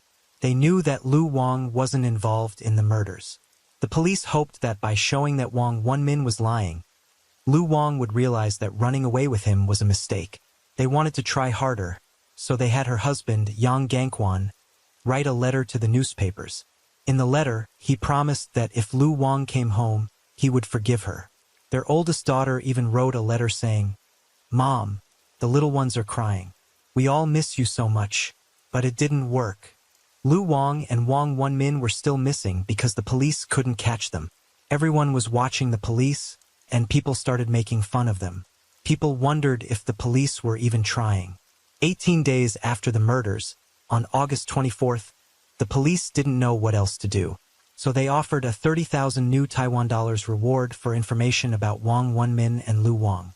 But there was a problem. The photo of Lu Wang was old, and she looked heavier in the picture. Now, she was skinny again, so the photo wasn't helpful. Then, the police told everyone something weird about Wang Wenmin. He had to drink ginseng water all the time during the summer. This made a lot of people go to ginseng shops, hoping to see Wang and get the reward. Since the bounty was announced, the police received over 160 tips, but none led to a breakthrough. Just as it seemed this case might join the ranks of unsolved mysteries, a dramatic twist occurred on August 30th, the 24th day after the murders. Suddenly, Wang Wenmin sent a letter to the United Daily News. In the letter, he wrote about how hard it was to be on the run, and said he cried every day and really wanted to go back to his family. Wang said he didn't hurt his wife, Wang Shuqian, or his apprentice, Chen Guofeng. He admitted to hurting his wife, but said he didn't know how badly he hurt her, and didn't get her medical help in time, and she died. Wang also said that if the United Daily News published his letter, he and Lu Wang would turn themselves in the next day, and he did exactly that. After they published the letter in the early morning of August 31st, Wang Wenmin and Lu Wang showed up at the police station around 11 p.m. The couple took a taxi to the police station and walked in hand. Why did he turn himself in? The next day, the newspapers published photos of them, and it was surprising how clean and well-groomed they looked. They didn't look like they had been on the run.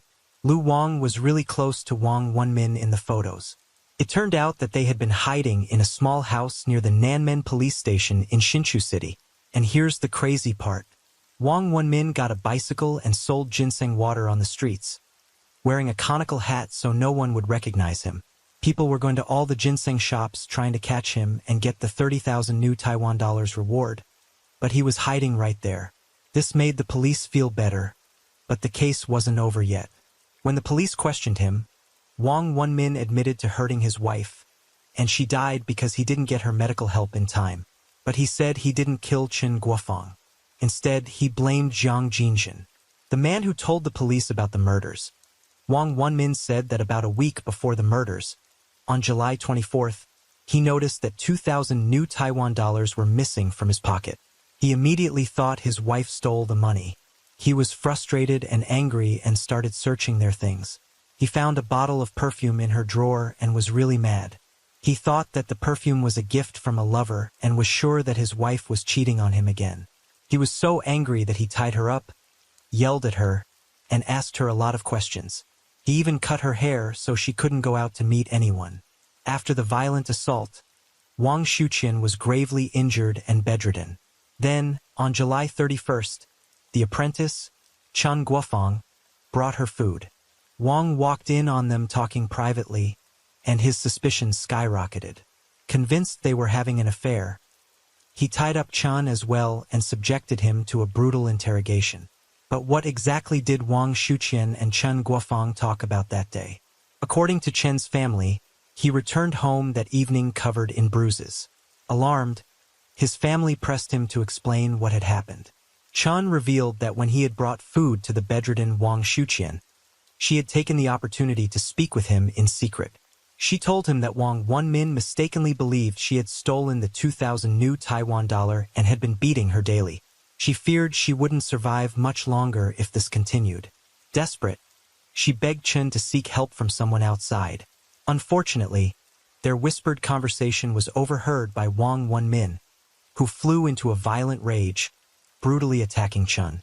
After hearing this, Chen's family urged him not to return to work, but Chen, insistent on his innocence, was determined to go back and clear things up with Wang Wenmin.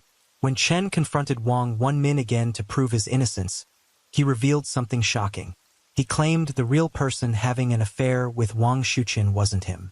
It was Wang's brother-in-law, who also happened to be Jiang Jinjin's older brother.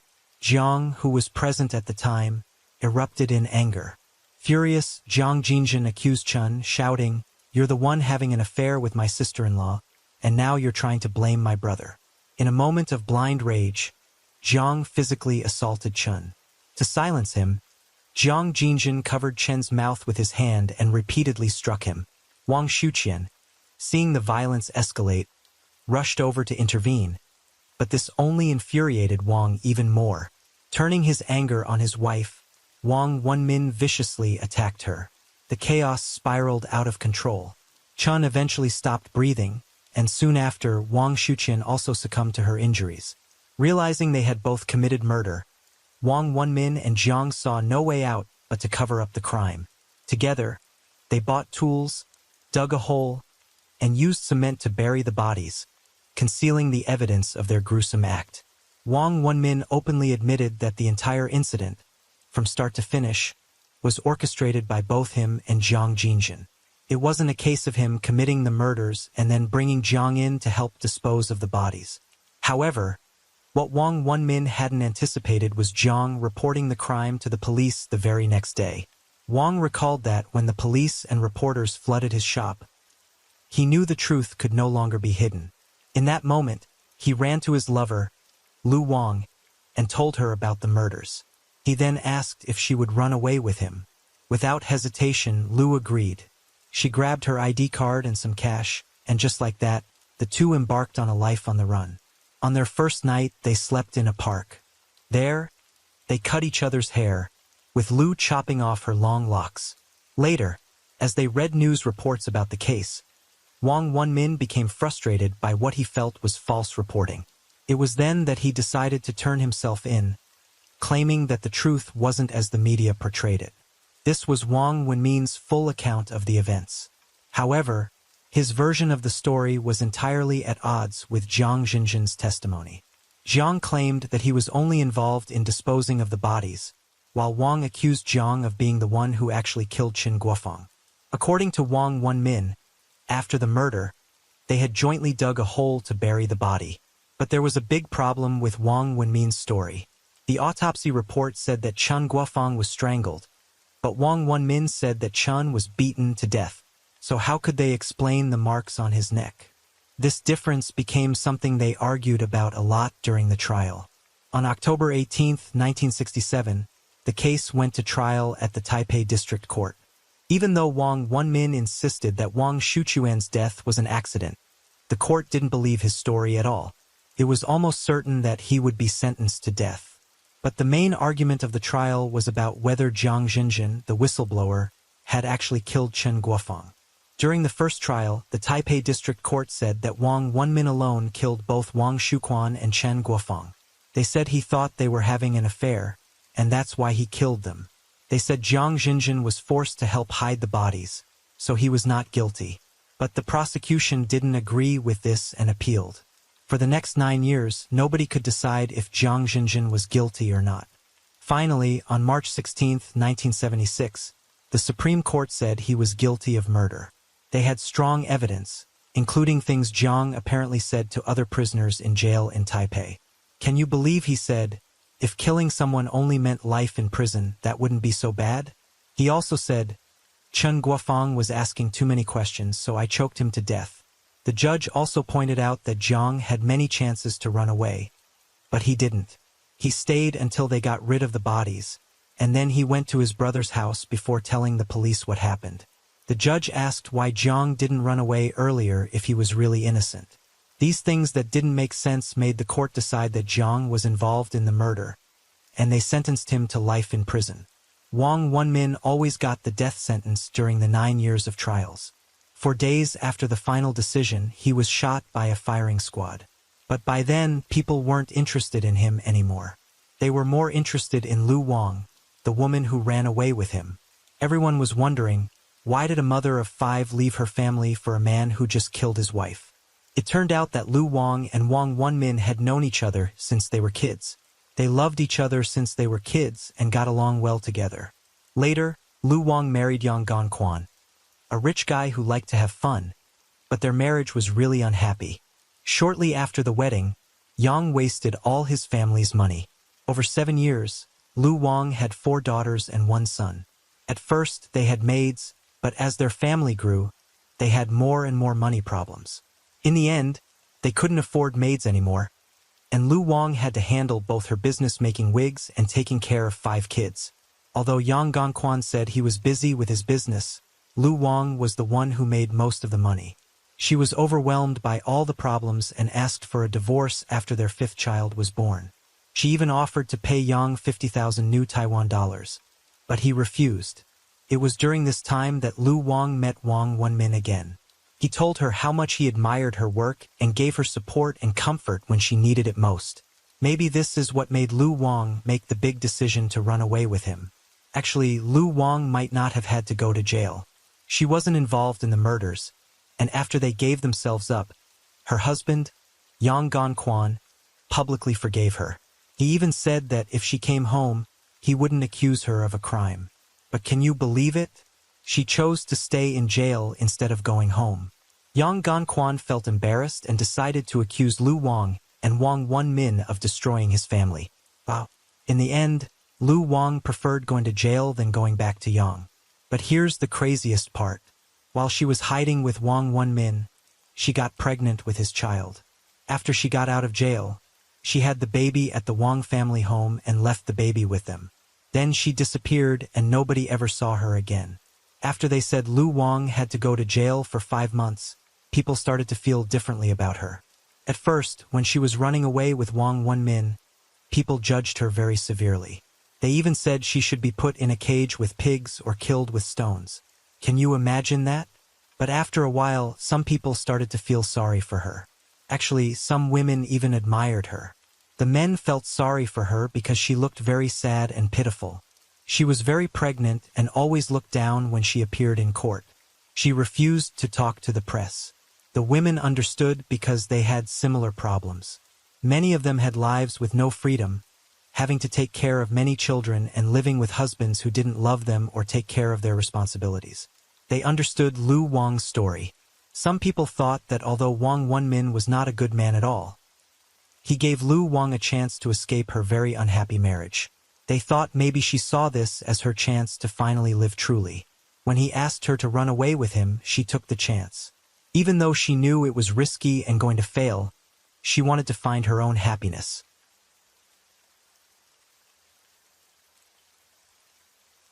Story 5. For years, Reverend Andras Pundi was regarded as a devoted father and a respected missionary within Belgium's Hungarian community. Yet, behind his pious facade lurked a horrifying nightmare. Multiple family members vanished without a trace, explained away with vague claims of moving abroad, and a house where fragments of human bones were found dissolved in chemicals. As the truth unraveled, the public recoiled at a sinister secret. This reverend was not only a serial killer, but had manipulated his own daughter into becoming his accomplice. Dubbed Belgium's Bluebeard, the Andras Pundi case remains one of the darkest chapters in modern European crime history. The true extent of his atrocities remains shrouded in mystery, likely due to his cunning ability to conceal his crimes and the negligence of law enforcement. The Pundi case sparked widespread outrage, igniting debates over the police's effectiveness in combating crime and eroding public trust in influential religious figures. It also exposed glaring flaws in the judicial and legal systems, particularly in child protection. On Sunday, October 20th, 1996, over 300,000 people marched through the heart of Brussels, Belgium's capital, in a historic demonstration known as the White March. This extraordinary protest, recognized globally, became one of the largest outcries against the government's slow and ineffective response to a series of heinous crimes. Among them was the case of Marc Dutroux, a psychopath charged with kidnapping, abusing, and murdering several young girls in the mid-1990s. Dutroux didn't just become Belgium's most notorious serial offender. His crimes laid bare a cascade of institutional failures, loopholes that enabled him, and others like him, to perpetrate atrocities unchecked. The failure to thoroughly investigate the victims' disappearances shattered public confidence in state institutions and the justice system. Soon after, independent reports suggested Dutrix may have been linked to a powerful network, possibly even protected by government or police officials. According to disclosed records, Dutrix was arrested on August 13, 1996, plunging Belgium into shock and fury as his crimes came to light. At that time, many Belgians lost all faith in their authorities. The iconic White March not only symbolized public unity, but set a groundbreaking precedent. Law enforcement had to act with greater accountability and urgency, especially in cases involving child abuse. Following the protest, Belgium's parliamentary committee was compelled to reopen investigations into several long-neglected missing persons cases. Around the same period, authorities uncovered a deeply troubling accusation from 1992 lodged by a 33-year-old woman named Agnes Pandy. She had approached the police to report that her father had committed depraved acts against her and coerced her half-sister, Timmy, into an incestuous relationship.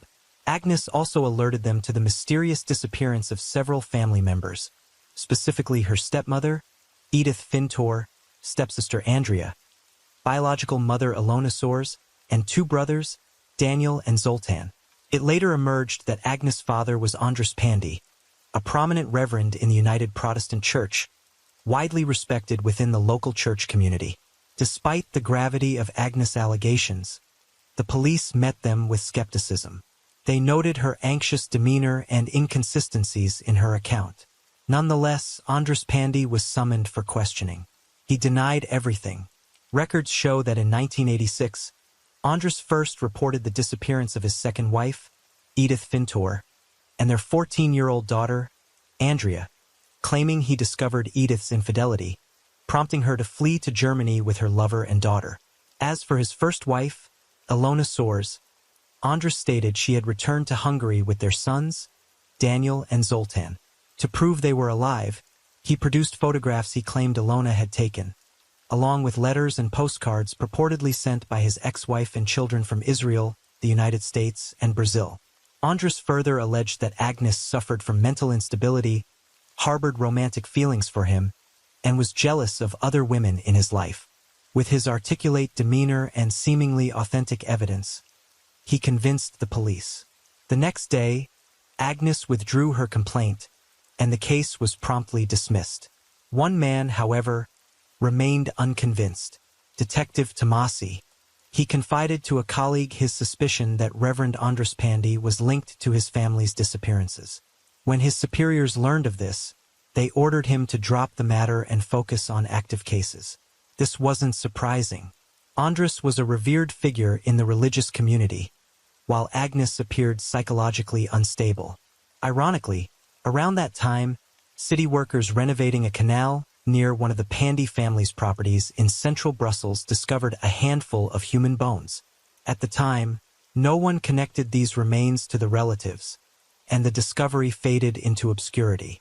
Years later, in a brief interview with a Hungarian newspaper, Detective Tomasi revealed he had continued investigating the case covertly, defying his superior's orders. Despite contacting Hungary's missing persons unit, he found no new leads on the Pandy family members. In late 1996, after the explosive Mark Dutrix scandal, Tomasi sensed an opportunity for a broader investigation. He began reviewing old files and, after weeks of exhaustive work, discovered that Edith Fintor, Andras' second wife, still had relatives in Belgium. Before he could contact them, Tomasi was seriously injured in a car accident and hospitalized. Nevertheless, Belgian authorities formally reopened the investigation into Andras Pandy. Notably, Agnes, who had accused her father 5 years earlier, was now difficult to locate. She was working in the cartography department of the Royal Library of Albert I, a prestigious Belgian institution. After persistent efforts, a senior prosecutor from Brussels Criminal Police contacted her and summoned her for questioning. This time, Agnes held nothing back. She confessed that her family members hadn't disappeared. They were murdered by her and her father, Andras Pandy. Her chilling testimony initially met with disbelief from the police, but soon they had to confront the reality of a case as horrifying as Dutrix's. Agnes revealed that in August 1986, her father killed his second wife, Edith Fintor, and 3 children, Daniel, Zoltan, and Andrea. Worse, Agnes admitted to participating in Daniel's murder and personally killing her biological mother, Ilona Soares. While Agnes confessed to being her father's accomplice in most of the killings, one disappearance she claimed no involvement in was that of her sister, Tunda, likely occurring in 1990. According to Agnes, 3 victims were shot in the head, while the others were bludgeoned with a hammer. Their bodies were dismembered in the basement of one of the Pandy family's homes. The severed parts were placed in a bathtub and dissolved with an industrial drain cleaner, akin to acid. The remaining decomposed fragments were taken to a nearby slaughterhouse, minced like animal meat, and discarded in garbage bags with other waste. Agnes recounted living in abject terror during those years, alongside her son and 3 siblings. She further disclosed that, from age 11, her father coerced her into sexual acts. Trembling, she revealed that not only she but also her half-sister, Timea, endured his abuse, with both becoming pregnant. These revelations were so shocking that police immediately arrested Andras Pandy. That same day, media broadcast images of a 70-year-old reverend being led from his home in handcuffs. Despite his arrest, his face remained eerily calm, devoid of emotion. Belgium was rocked once again by a case involving a serial killer who committed unspeakable crimes against his own children. Andras Pandy was born on June 1, 1927, in Kop, then part of Czechoslovakia. Little is known about his childhood or youth, except that he grew up in a Protestant family and studied theology after high school. In a later interview, university classmates described Andras as reserved and aloof, barely engaging in conversation.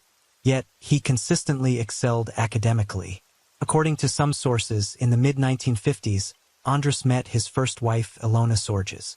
In 1956, after Hungary's failed revolution against the communist regime, the couple fled to Belgium.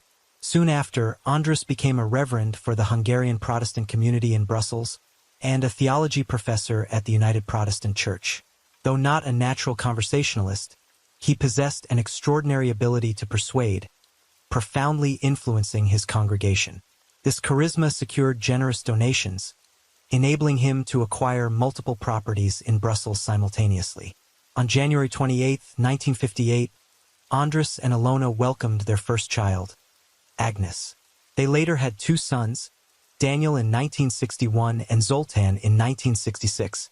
Shortly after Zoltan's birth, the couple faced serious marital issues. Their relationship quickly deteriorated, unsurprising given Andras' cold, authoritarian demeanor, tinged with paranoia, and frequent disdain for his family. He micromanaged every aspect of their lives, dictating their thoughts, appearances, and behaviors. By late 1966, Andras divorced Ilona, accusing her of infidelity. She returned to Hungary with their 2 youngest children, leaving Agnes in his care. As previously mentioned, when Agnes was 11, this depraved man began systematically abusing her, forcing her to comply with his desires, brazenly claiming it was to prepare her for adulthood. In truth, Andras Pandy was a predatory deviant. Unsatisfied with tormenting his daughter, he pursued other women through dating ads and Hungarian newspapers. In the early 1970s, he met Edith Fintor, a married woman with 3 daughters from prior marriages, Timea, 15, Tund, 8, and Andrea, 7. Initially, their relationship was clandestine, but by 1979, Edith left her husband and married Andras, her 3rd marriage. They later had 2 children together, a son, Andras Jr., and a daughter, Rika. Though they appeared harmonious in public, a starkly different reality unfolded behind closed doors. Around 1984, Andras' tyrannical and depraved nature resurfaced. He continued abusing Agnes and eventually targeted Edith's daughter, Timea. By 1986, Timea became pregnant by Andras, triggering a severe family crisis. In a fit of jealousy, Agnes attempted to kill Timea by striking her head with an iron bar. Fortunately, Timea sustained only minor injuries. After her hospital discharge, she reported the incident to the police, but her complaint yielded no results. Some sources suggest Andras incited Agnes' attack, convincing her that Tamia's pregnancy threatened their family's stability and that eliminating her was necessary. No concrete evidence confirms this, but astonishingly, Agnes was also pregnant at the time.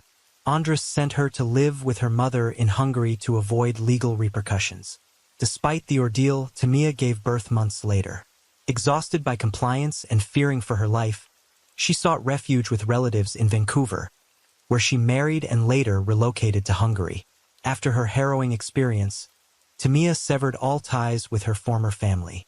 Before leaving Canada, she confessed to her mother that her child resulted from prolonged coercion by her stepfather. This revelation sparked fierce arguments between Edith and Andras. Soon after, Edith and her second daughter, Andrea, vanished abruptly. Initially, Andras appeared genuinely concerned, claiming his wife had left without explanation.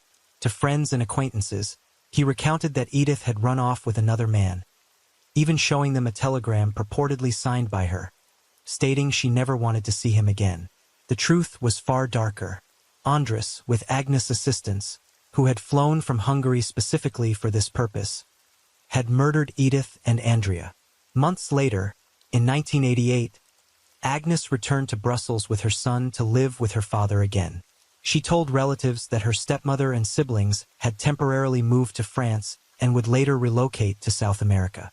Her explanations lacked coherence, masking the brutal reality of their murders. In 1990, another disappearance struck this ill-fated family. Andras was living with Agnes, their shared son, and 3 other children, Andras Jr., Rika, and Tunda, who would become his next victim. In later testimony, Agnes recounted that her father once sent the family on a vacation, staying behind alone with Tunda. Upon their return, Tunda was gone. Andras claimed her strange behavior forced him to expel her from the household. Despite 6 family members vanishing, no significant suspicion arose among those around Andras. His explanations always seemed plausible, bolstered by his respected status as a church representative. Shortly after Andras Pandy's arrest in October 1997, police obtained warrants to search his properties, a daunting task, as he had acquired numerous apartments and houses over the years. He also refused to cooperate with investigators. In mid-October, the first search was conducted at one of his homes. Upon entering, police noticed a wall stained with splotches of red. In the basement, they uncovered human teeth, several kneecaps, other bone fragments, and a canister filled with ashes. These findings were undeniably chilling. Even more terrifying was the forensic conclusion. The remains belonged to 7 women aged 35 to 55, and a young man aged 18 to 23. These discoveries didn't align with Agnes' testimony or the descriptions of the Pandy family's missing members, raising suspicions of additional, previously unknown victims.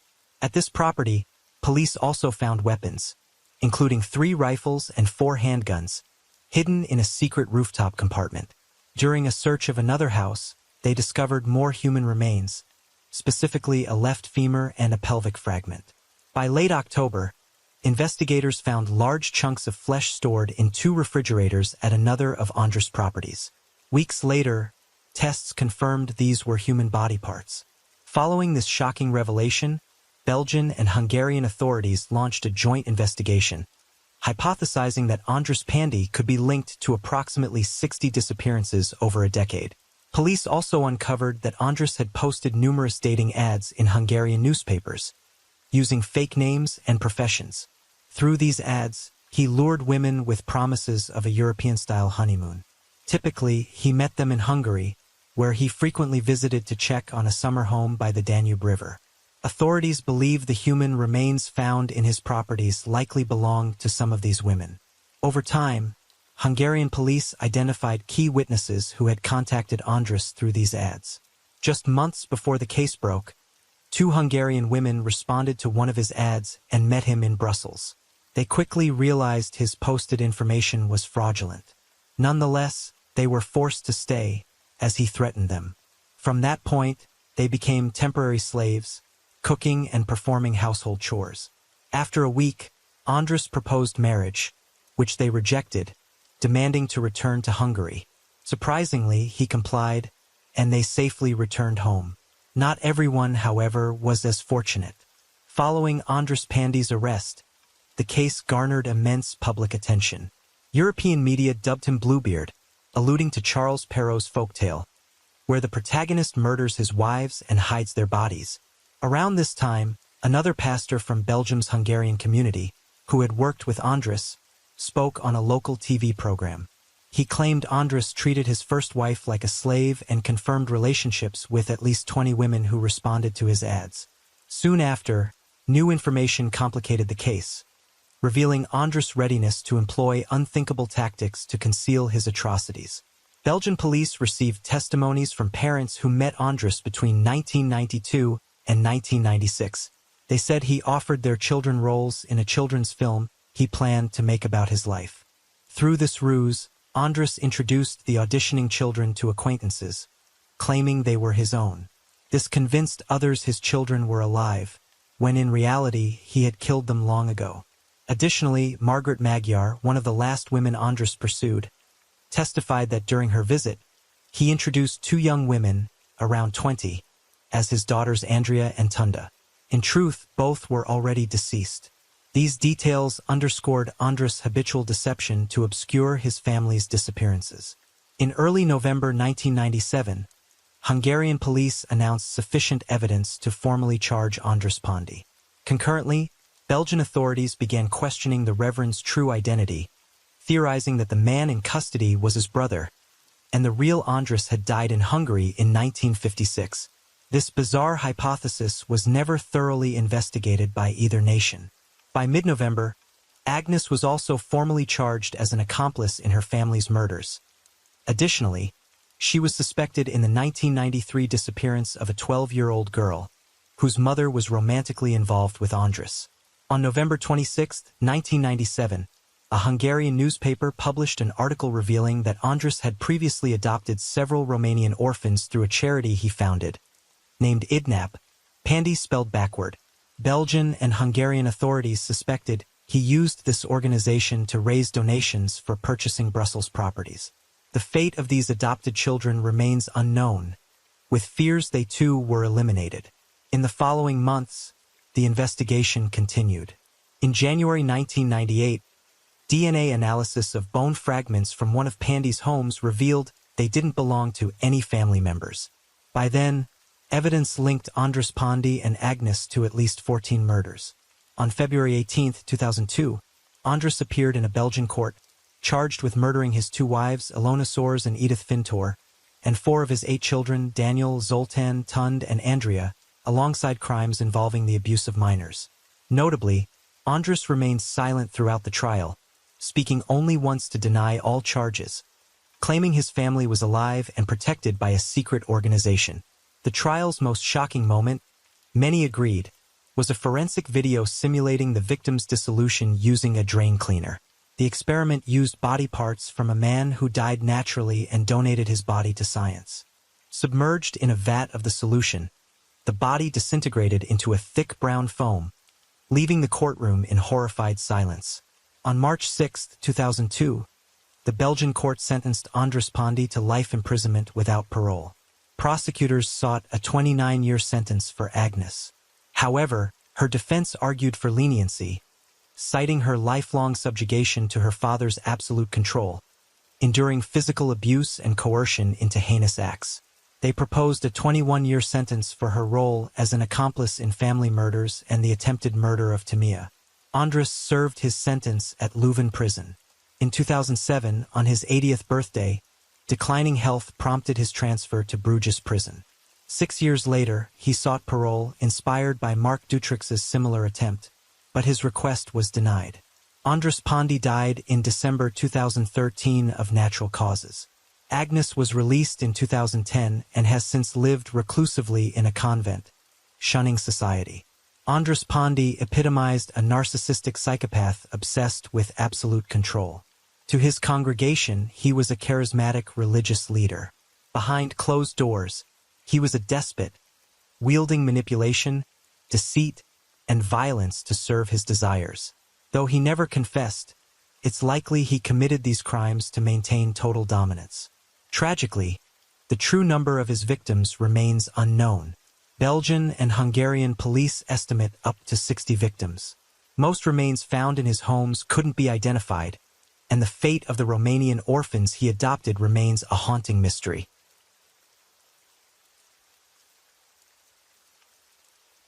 Story 6.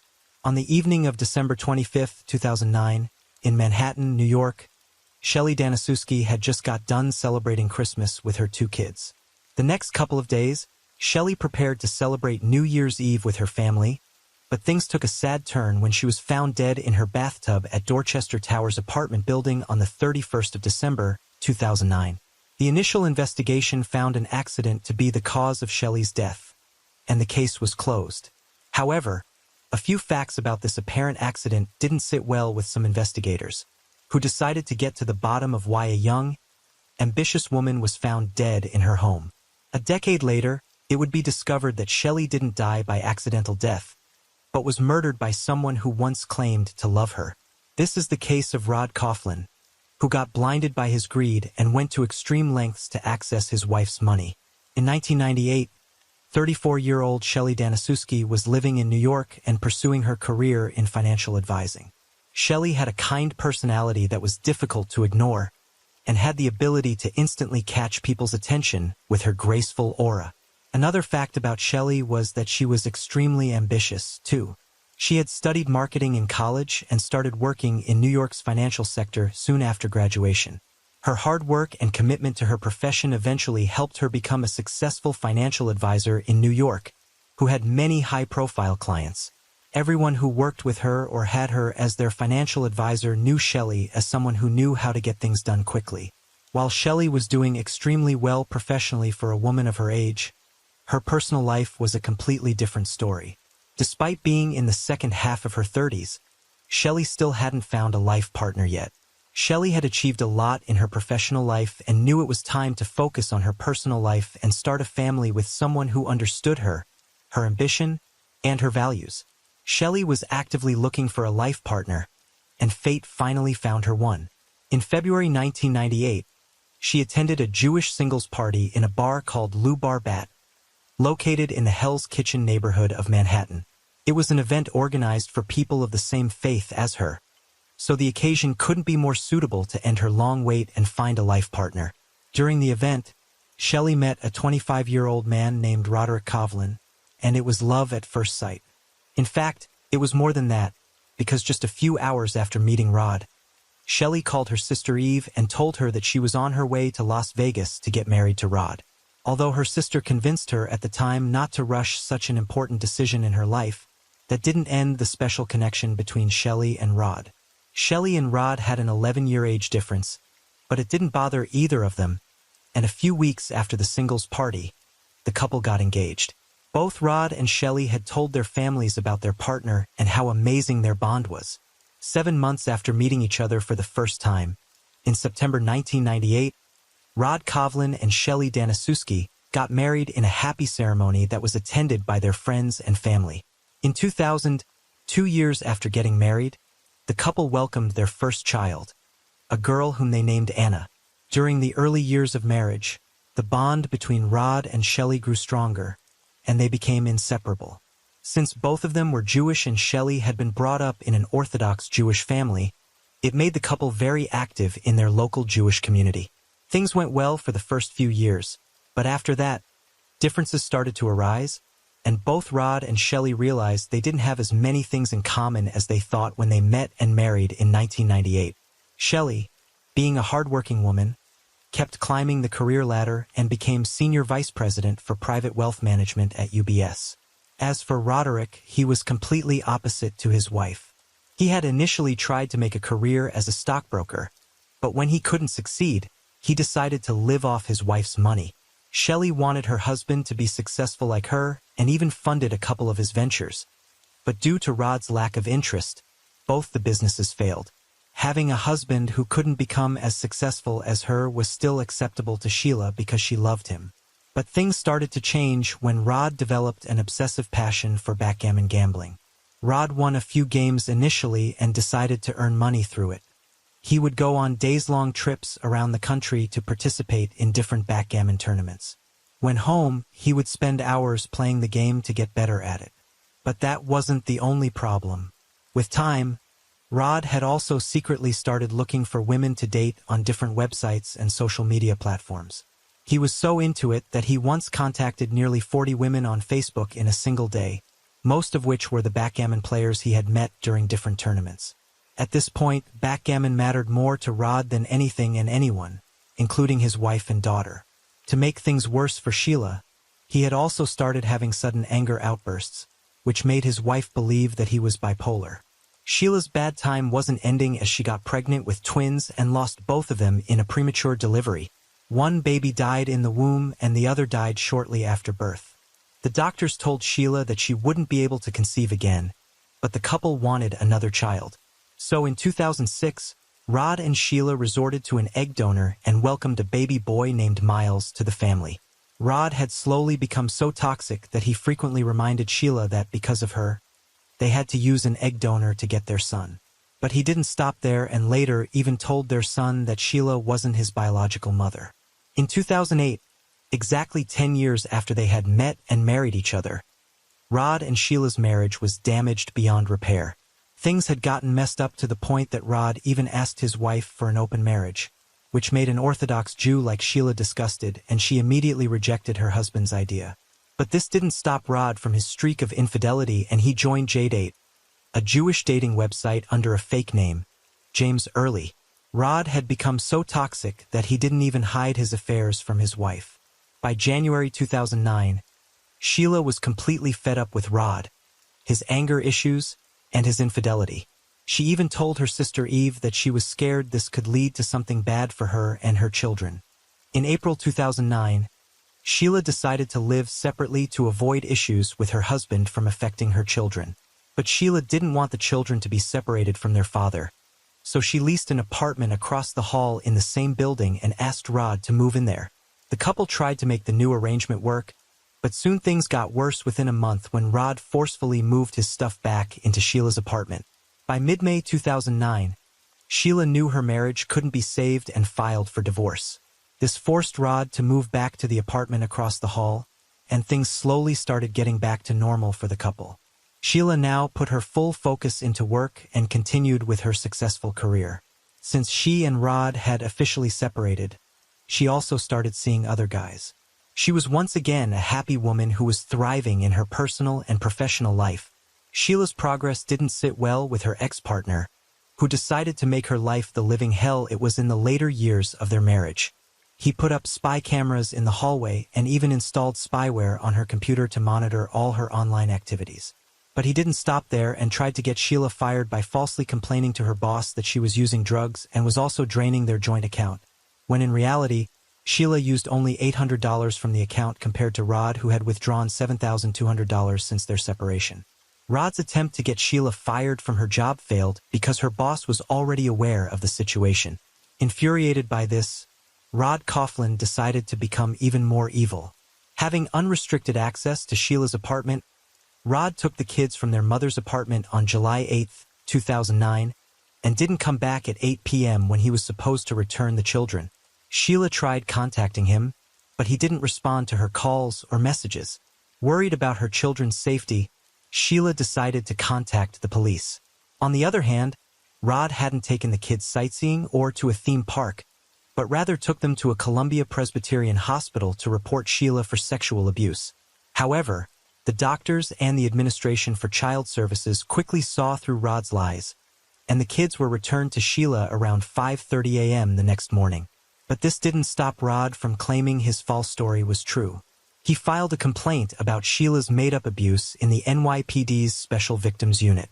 But like the doctors and the ACS agents at the Columbia Presbyterian Hospital, detectives in the special unit also concluded that Rod was lying, and the case was closed. This move also backfired, and the family court judge who was hearing Rod and Sheila's divorce case limited his visitation privileges and allowed him to see his children only under a court's official supervision. The court also ordered Rod to pay $425 in child support to Sheila, and when he said he didn't have the money, he was forbidden to spend money on backgammon gambling. which infuriated him even more. The anger soon turned into physical abuse when Rod choked Sheila and threatened her that he would kill her. Scared for her and her children's lives, Sheila immediately got a protection order from the court. Up until this point, Rod was still a part of Sheila's will. But on December 29, 2009, Sheila decided to fully and permanently cut her ex-husband from her life and asked her estate attorney to remove Rod's name from her will. On the 30th of December 2009, Sheila left the children with a babysitter and went on a date with someone she had recently met on JDate. When she returned from her date, she played with the kids for a while before putting them to bed. At 10:13 p.m., Sheila logged into her JDate profile and logged out after a few minutes. On the 31st of December, the day when Sheila was to meet her estate attorney and put her husband's matter to rest forever, her 9-year-old daughter, Anna, woke up at 7 a.m. and went to her mother's room to wake her up. However, Anna didn't find Sheila in her room. She then went into the bathroom, and as soon as she opened the door, she screamed.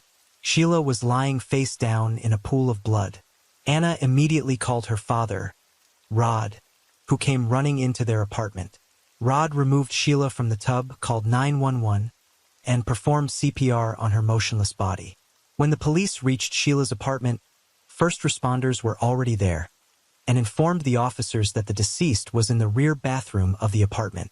Soon the investigators also arrived at the scene.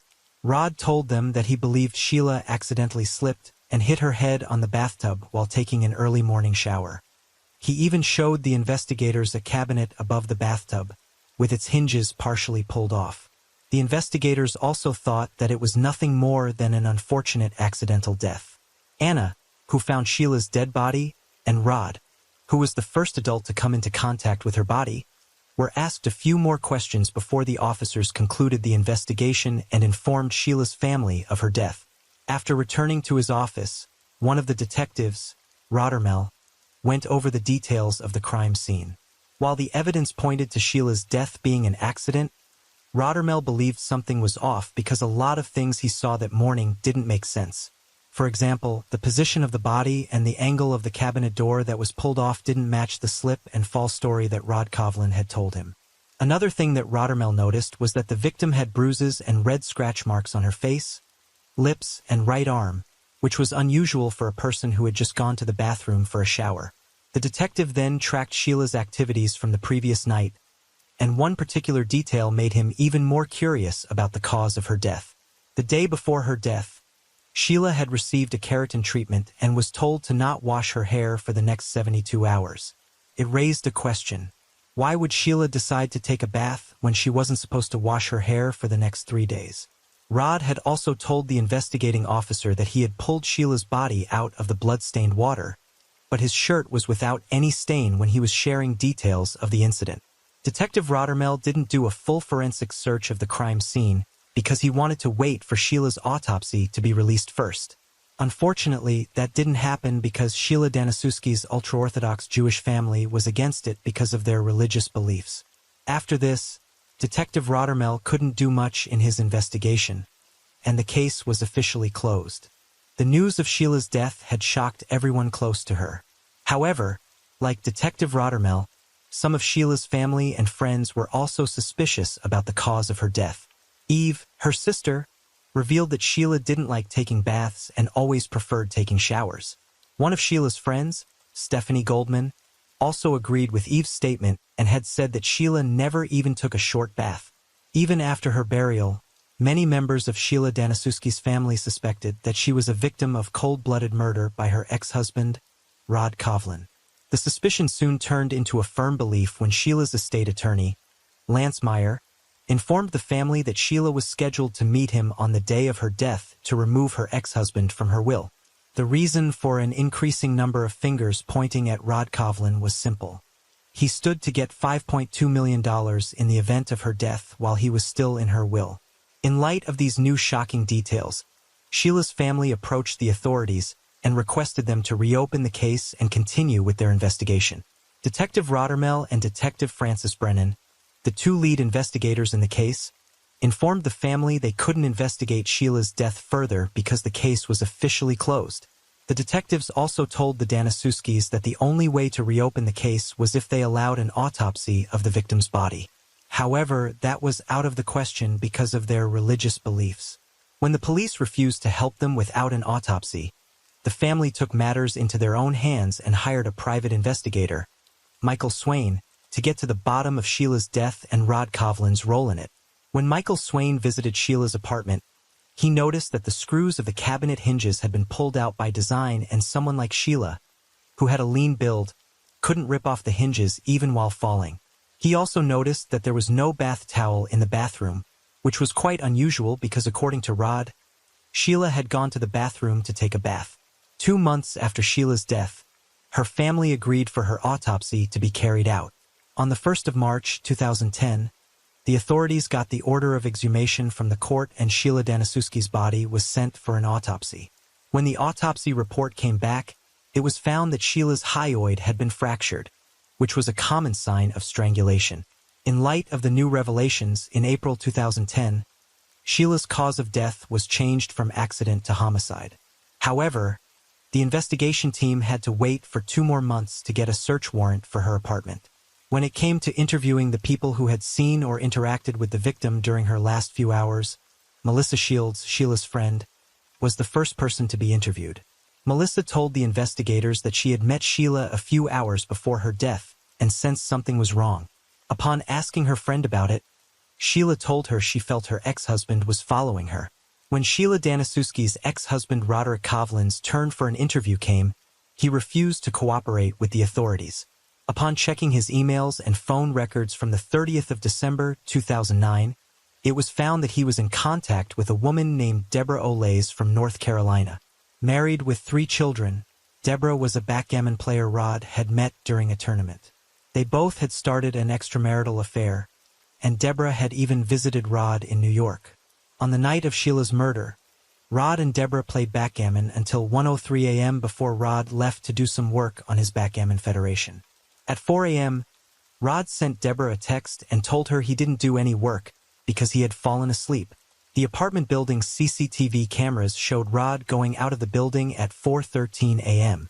He came back a few minutes later and gave the doorman a Snickers bar, which was very out of character for someone who was normally antisocial. Sheila's time of death had been estimated to be between 1:25 a.m. and 4:25 a.m., and that was the exact time window when Rod wasn't in contact with Deborah. When Deborah was interviewed, she only had good things to say about Rod, and didn't give anything that could lead to charging Rod with Sheila's murder. Rod, due to the ongoing investigation and murder case filed against him in 2011, was barred from accessing the money Sheila had left him in her will, and his children were placed with his parents because of Rod's custody battle with their maternal uncle. Soon, his parents found out that Rod had been stealing from the children's college fund, which resulted in violent arguments. Rod took a total of $84,000 from the children's college fund and spent it on trips with Deborah and participating in different backgammon tournaments. Due to his increasingly violent behavior, Rod's parents banished him and Deborah from their house. Infuriated, he decided to kill his parents and get his children and Sheila's money back. He came up with a number of different murder plans. Initially, he thought of poisoning them by getting Anna and his daughter to mix the poison in their tea.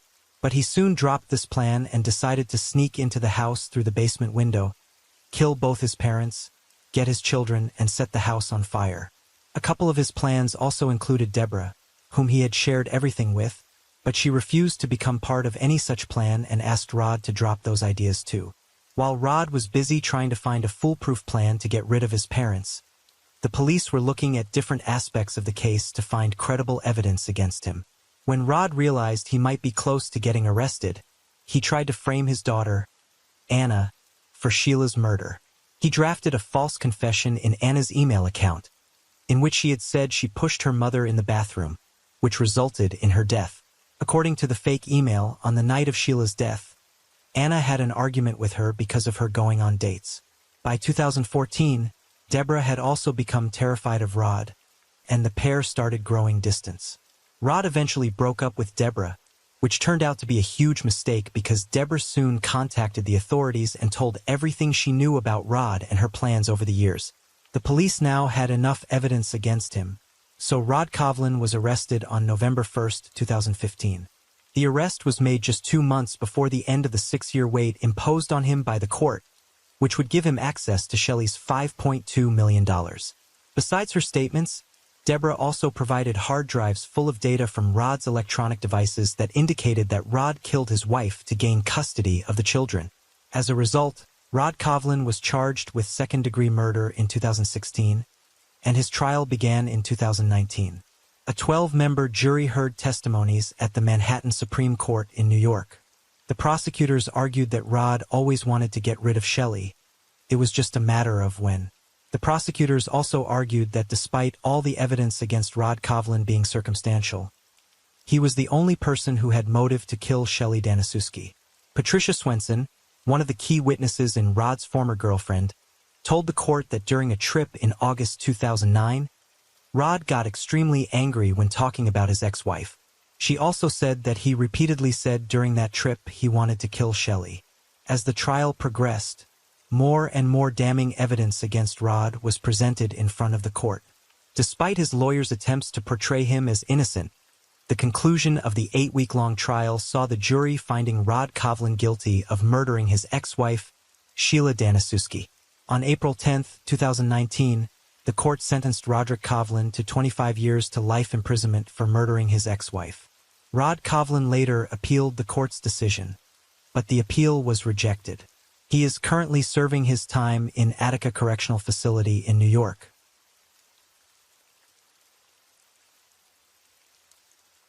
As the rain falls and the night deepens, thank you for being here with me at Radio Night Crime.